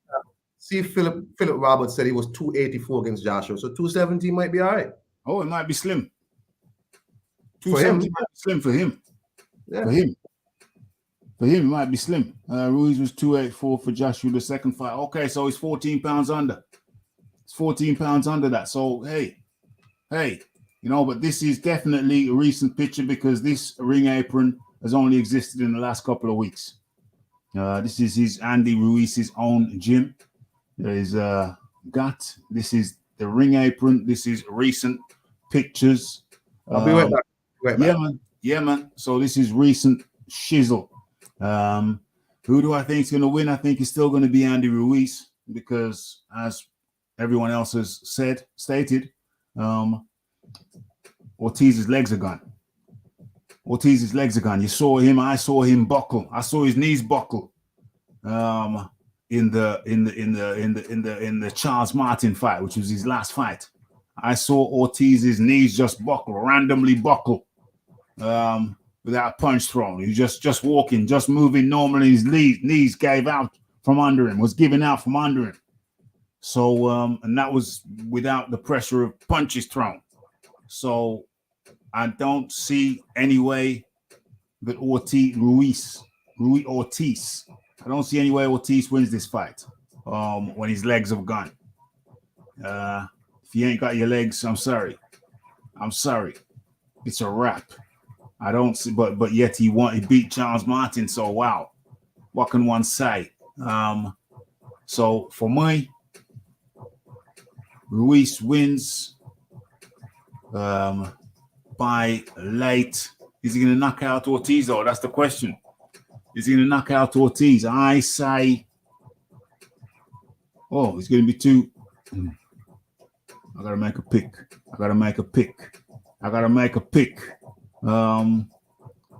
Ruiz wins via, it's either 9th round stoppage or it's either 9th. Yeah, because Ortiz is going to get tired. Yes, Ruiz wins via 9th round stoppage. Okay, people, put your predictions in. You ain't gonna do a poll, but just write your predictions in the chat. The Fight Doctor, what is your prediction? Remind me. So I have to hold my prediction until I see the weigh-in. So the weigh-in is Saturday. If Ruiz comes in looking like the Pillsbury Doughboy, then I honestly don't know. I don't know. Yeah. If Ruiz comes here's a prediction I will make. If Ruiz comes in shape, looks like he's ready to fight, looks like he's had a good camp, looks like he's taking his profession seriously, then I will pick him to win. If he comes in looking like the Pillsbury Doughboy, then I would not be surprised if the old man pulls off the upset. Okay.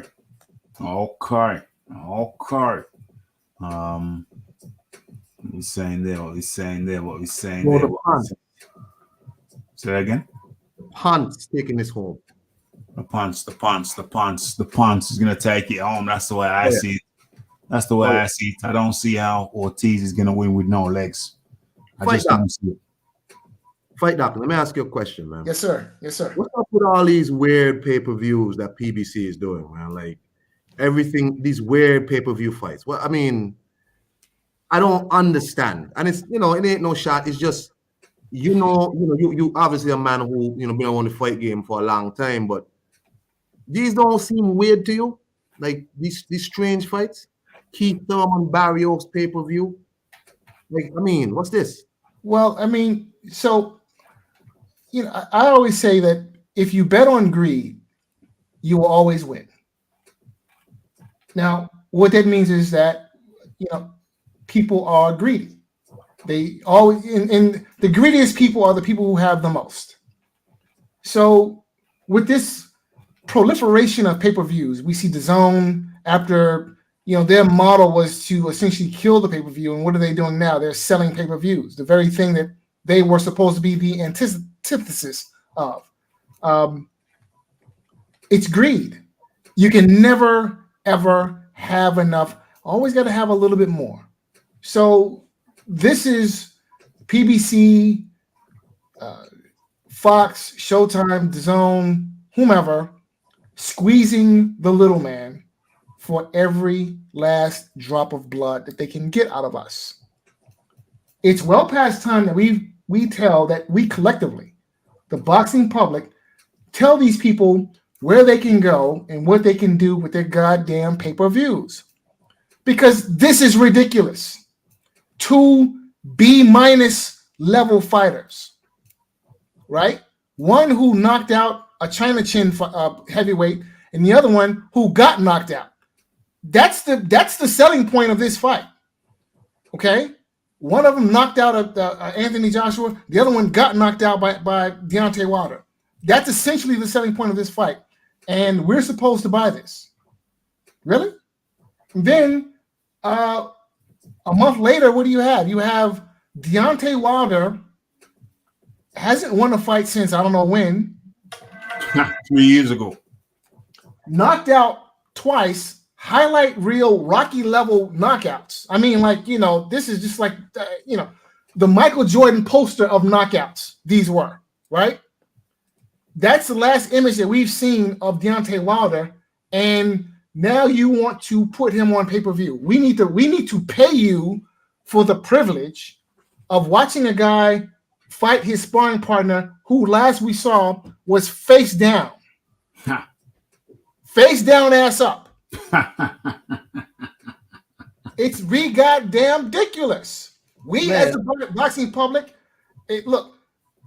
It ain't pay-per-view over here. That's what I'm saying. Fight that. Turn the TV off. Take that pay-per-view money. I'm sorry, Khan. Go ahead, brother. It just seemed odd. Like, what's all these strange pay-per-views? Like, okay, let me be clear. I'm a person that understands when certain fights need to be pay-per-view. Maybe you have to get a fighter from a different network and it's going to cost some money, but the fight needs to be made. And you're telling the fans, look, I need y'all to help me out to pay for this fight. I get it. But these are some strange fights on pay-per-view. Very strange. And it's like, man, I mean, as you said, like, that's your selling point, that you beat Anthony Joshua, then you got beat by Deontay Wilder. That's the selling point. That don't make sense to me. But anyway, I just thought I would ask, you and Rafi more, versed in these things than me. So I said, let me ask a question, because it just seemed odd to me. That's all. It ain't pay-per-view over here. It's crazy to me. It's absolutely, utterly ridiculous. A pay-per-view, Ortiz versus Ruiz pay-per-view, Wilder versus Helenius. The American boxing public should be up in arms, but you know what? They're past caring, and I understand. They're past caring. It's like, sometimes you've shouted so much till your voice is hoarse, and that's why boxing is increasingly a niche sport in the US of A, because of ridiculousness like this and short-sightedness. It's so short-sighted. That's why boxing is becoming ever increasingly a niche sport in America. That's what I'm saying. But you know something? Something else that we want to do before we close this thing out. We're already gone into overtime. Yeah, I'm gonna go with you, Fight Doctor. Canelo said he's not interested in fighting Mexican fighters. Benavidez Sr. Had something to say about that. Okay, so let's have a look. Jose Benavidez Sr. says Canelo Alvarez's decision not to face Mexican fighters is because he's afraid to have his legacy ruined by them. Benavidez Sr. says Canelo's recent loss, and people in the chat, what do you think about that crap? Canelo saying that he don't want to fight he won't fight Mexican fighters anymore.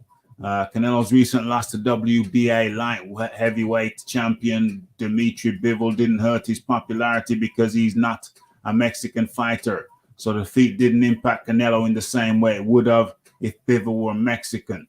This is what Benavidez is saying. According to Benavidez Sr., Canelo is scared of fighting his son David Benavidez. That's a fighter that's been chasing Canelo for years, trying to get the fight against him with no luck. Jose Sr. says he's not worried about Canelo avoiding his son Benavidez because he's still young at 25, and he'll either fight for the vacant titles once the belts are given up, or he'll face the Mexican star when the match is forced upon him.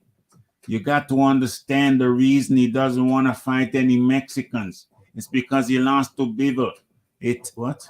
Doesn't want to fight any Mexicans because he lost to Bivol. He didn't really lose. Losing to a Mexican, that would take his legacy away, says Benavidez Sr. That, in my mind, is what he thinks. So that's why he doesn't want to fight a Mexican fighter, because he's not going to look good against a Mexican. That's my opinion. He will not fight, especially David Benavidez. There's no effing way he's going to fight David. He's effing scared. That's why he is. He's scared. He's scared. That's why he doesn't want to fight good fighters that are dangerous fighters, that are going to bring a good show. He's only trying to fight guys that he knows he's going to beat. Mexicans come and give it everything. They leave their heart inside the ring, and he doesn't want to face those fighters. We're not worried. David is only 25 years old. We're not worried. He's super young. Sooner or later, Canelo is going to have to vacate those belts, or he's going to have to fight for them. There's no other way. The fight doctor, talk to me. Yeah, Alvarez needs to retire. The man is a disgrace. Listen, he has apparently checked out of the fight game. Just look at his body language in his last fight. I mean, in my mind, I saw a guy who just mentally was not there, right? I mean, it was a cherry pick gone wrong, and you didn't even bother to show up to fight your cherry pick. Now you're going on a senior citizen tour circuit and asking us to buy that shit.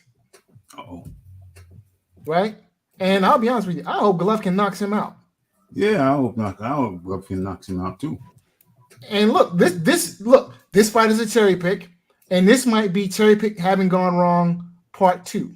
Because a real sour cherry. That could be a real sour cherry exploding in your mouth. Yeah, this could be another cherry pick gone wrong, because the old man just might benefit from the move up to 168 pounds. Hey, if he gets the right protocol. Okay. If he's on the right protocol. I'm sure that at 37, 38 years old, it's probably difficult making 160. You've been a 60-pounder your whole career. And at this point, 37, 38 years old, it's probably more difficult making 160 now than it was 10 years ago. Okay? So this trip to 168 just might benefit the old man. Who knows? He might find his old vigor, or maybe a piece of it. But I tell you what, I know one thing for sure. Alvarez, he might find a good protocol. Yeah, I tell you what, Alvarez is not the same guy. He's not. I don't think he's there anymore. I think he needs to retire, because he's not the same guy. He's obviously not interested in being a professional prize fighter anymore. And when you make stupid comments like I don't want to fight a Mexican, you don't want to what? What? Could you imagine if it were a black fighter or a white fighter or a fighter of some other ethnicity who made the same comment, what the reaction would be? It would be everyone would disown that person. Wow. And rightfully so, because that's stupid. And then above and beyond that, just imagine if Marco Antonio Barrera and or Eric Morales had taken that same stance prior to their first fight. It's crazy. What the boxing world would have missed had either one of them had the same stupid ideology that this man has. It's crazy. Canelo, the disgrace Alvarez. Shout out to Southpaw 773. Canelo, the disgrace Alvarez. The man is a disgrace to boxing. Needs to retire. If a big if I buy his next fight, it's only because I want to see him get knocked out. But the man is a disgrace. He needs to retire. Crazy, yo. What was that? What was I just trying to do? The Iron Kong. Yeah, I'm not, gonna sit here and take no instructions from Benavidez Sr. David Benavidez is one of these dudes who tells everybody who he wants to fight, or when people actually want to fight him, he don't want to fight. let's not forget, it was David Benavidez' team that turned down Caleb Plant. They said, no, it's got to marinate. It's got to be on pay-per-view. That Benavidez Sr. and the manager, whatever his name was, get his name. Anyway, they turned on that unification. David Morrell over there wanted to fight David Benavidez.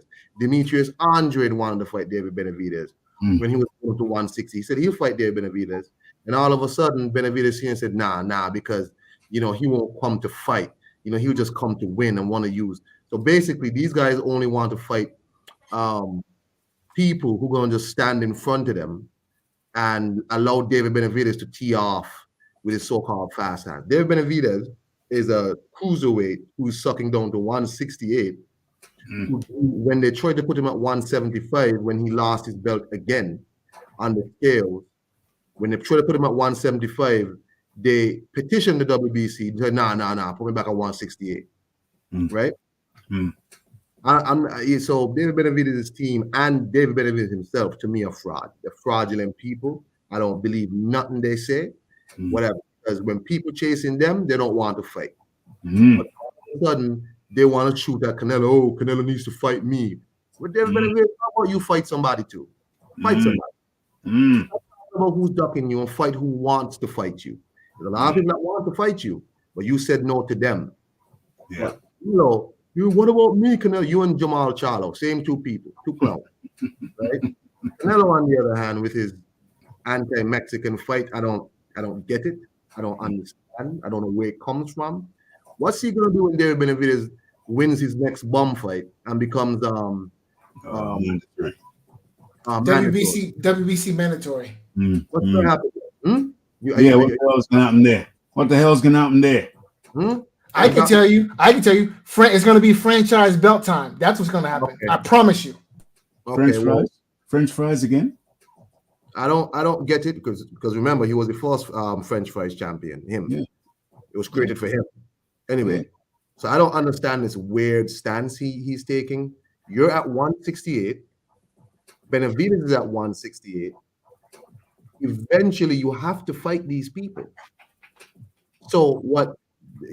So I don't know what Canelo's gonna do. You drop that belt. If you drop that belt, that's gonna be a problem. That's gonna be a problem.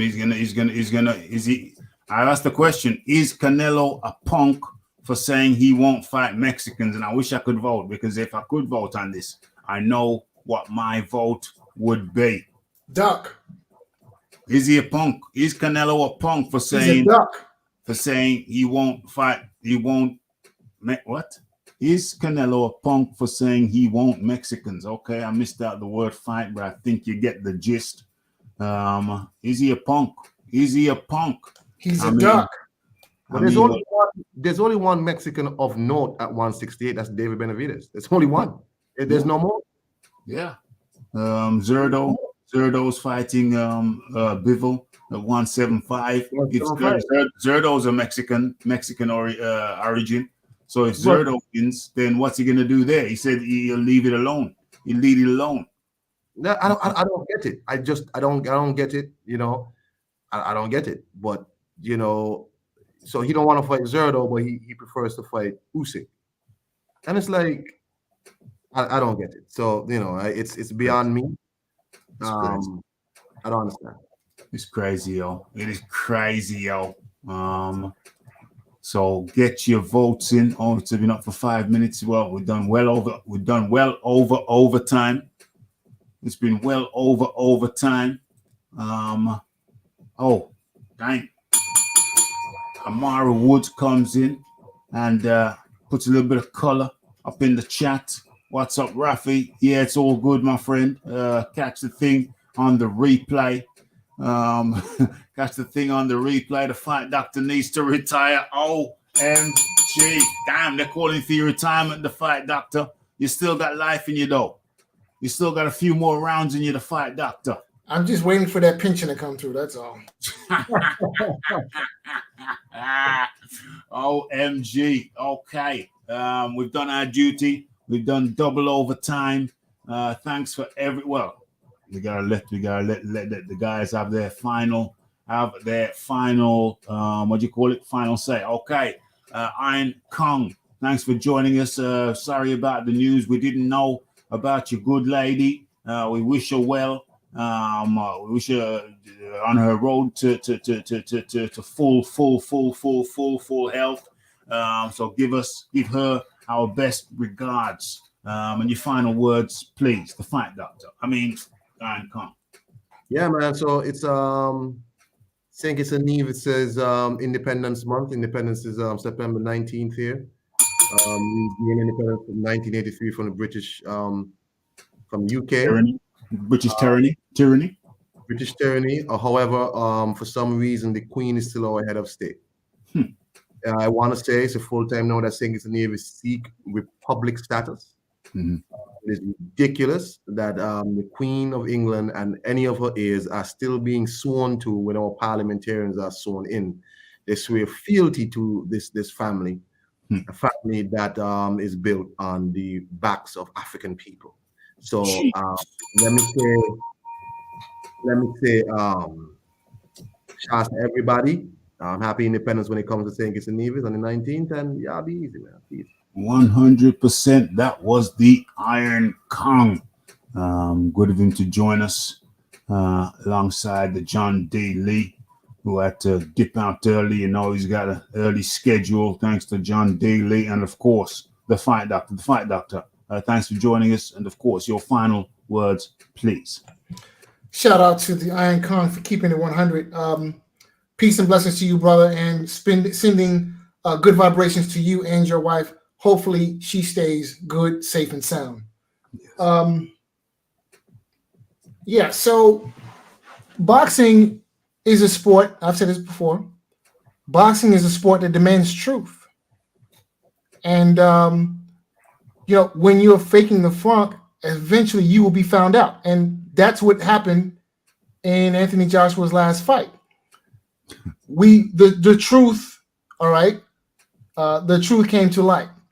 And the truth is, the best boxer, allegedly the best boxer in the world right now, and he was a competitive fighter. Well, and what was the excuse when he got knocked out by Andyruiz? Well, he went into that fight with a concussion. So again, listen, facts, no bias. And fact is that Anthony Joshua has been beaten twice by a fighter who had not yet beaten a top 10 heavyweight, or arguably, no one in the top 10. He's been beaten twice by allegedly the world's number one boxer.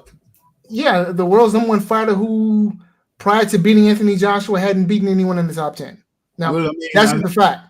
You can say prior to becoming a world champion, you weren't a world champion. But the bottom line is that the guy who Anthony Joshua is of a sufficient caliber that beating him apparently put Usyk along with his other accomplishments at the top of the pile.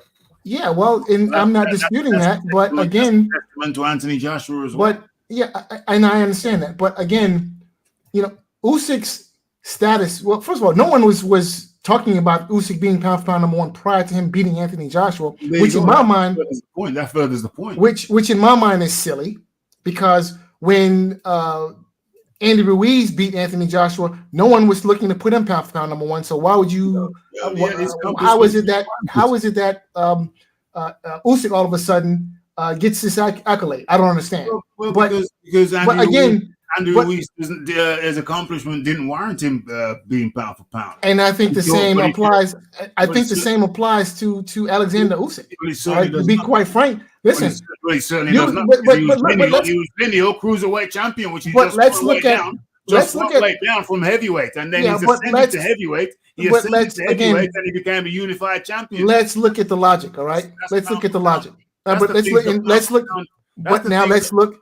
Let's look at the facts. But again, let's consider the facts. Now, the facts are these, right? The facts are these. Anthony Joshua is a fighter whose best wins were against a pair of geriatric heavyweights, 39 and 40 years old. Now, that's just fact. He's got more top 10 wins than Deontay Wilder and Tyson Fury put together. Well, listen, I can put a tomato can on the top shelf, but that doesn't make it top shelf tomato can, now does it? It doesn't make it top shelf liquor, now does it? No. It's just a tomato can that's on the top shelf. We're talking about Ring Magazine top 10, and we're talking about Anthony Joshua has more Ring Magazine top 10 victories under his belt than Tyson Fury and Deontay Wilder. And here's my question. And here's my question. Why should I or anyone else take the Ring Magazine seriously? It's run by a crackhead. Literally. Well, quite literally. I'm not even exaggerating. That's literal. The rankings are the rankings. Yeah, and the organization, the Ring, is run by a cokehead, literally. So why do we take it seriously? I don't understand. The rankings are the rankings, and they're historical. They're historical. They're a measuring stick, and it's a measuring stick which has been used. If the heavyweight division is full of tomato cans and you have nothing else left to rank except tomato cans, the fact that you have tomato cans in the top 10 does not deter from the fact that you have tomato cans in the top 10, which is exactly what Anthony Joshua has spent his whole career knocking over. Tomato cans. When we get beyond Povetkin and tomato cans, then Anthony Joshua. Okay, and so now when we get beyond Povetkin a higher caliber. All right, so then I have a question to you, sir. And Fury and Wilder put together, it don't matter. So I have a question to you, sir. I have a question to you. When we get beyond Wilder, when we get beyond Klitschko and Povetkin, what do we have left? What's left? What do we have left? Dillian White? Where do we have left? Where on his resume?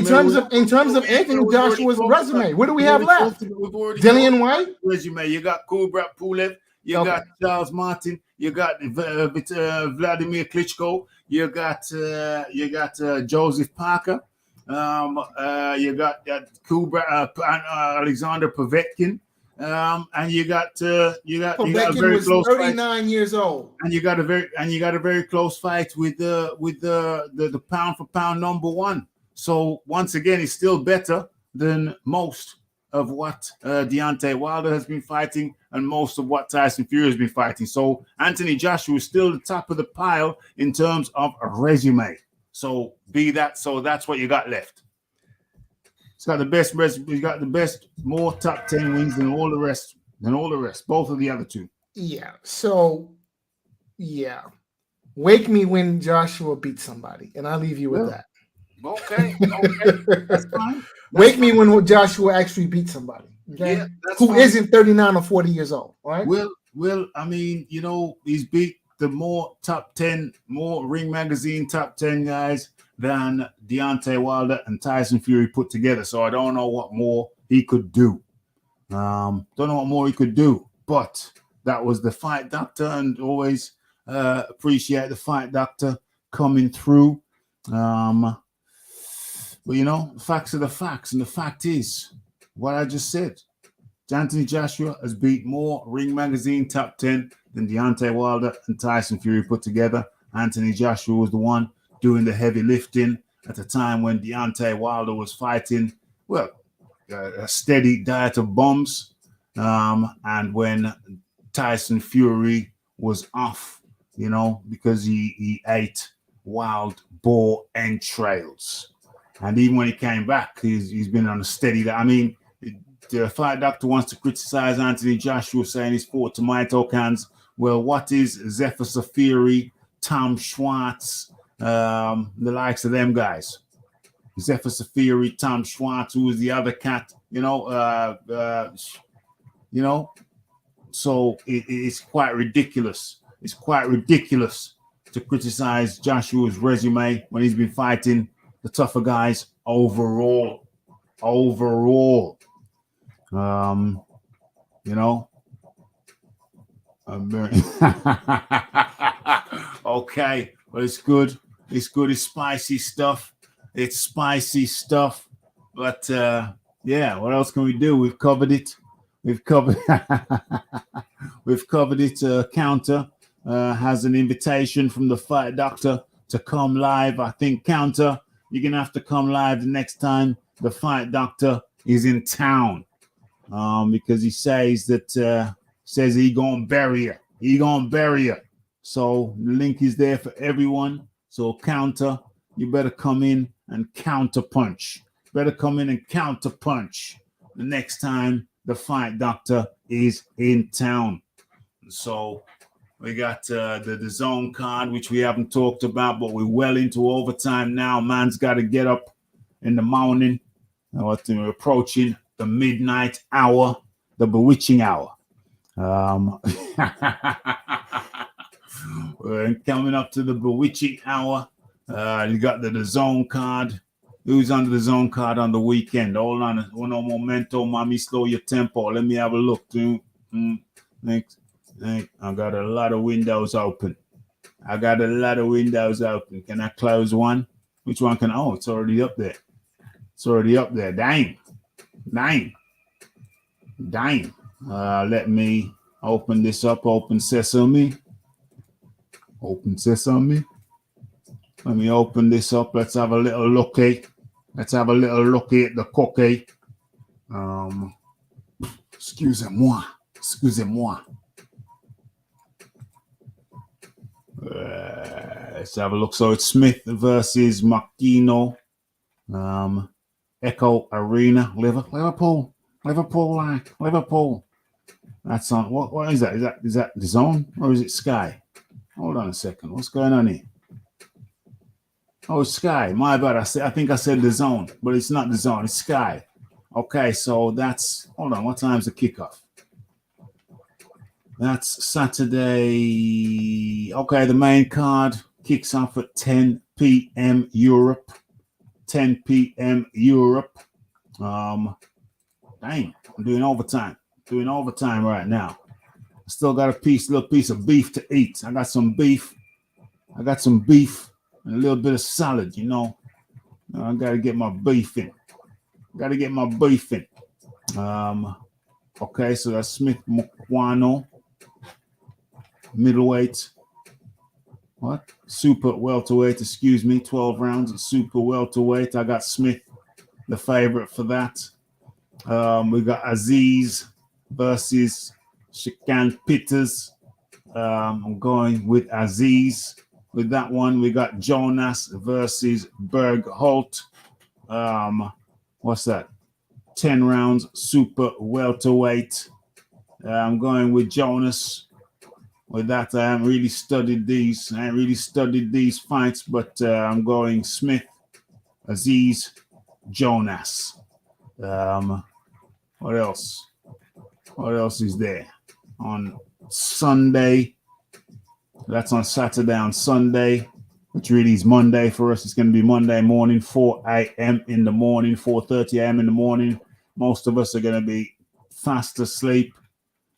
This is going to be it's an American holiday period. I think Monday is a holiday for the Yankees. So that's why this is on Sunday rather. Ruiz versus Ortiz. I'm going with Ruiz. Let's have a look at the card. You fighting for? What's this? Close that. What's going on? Okay. What is this? 12 round heavyweight. It's on Fight TV in the UK. Fox PPV in America. Who else is on the card?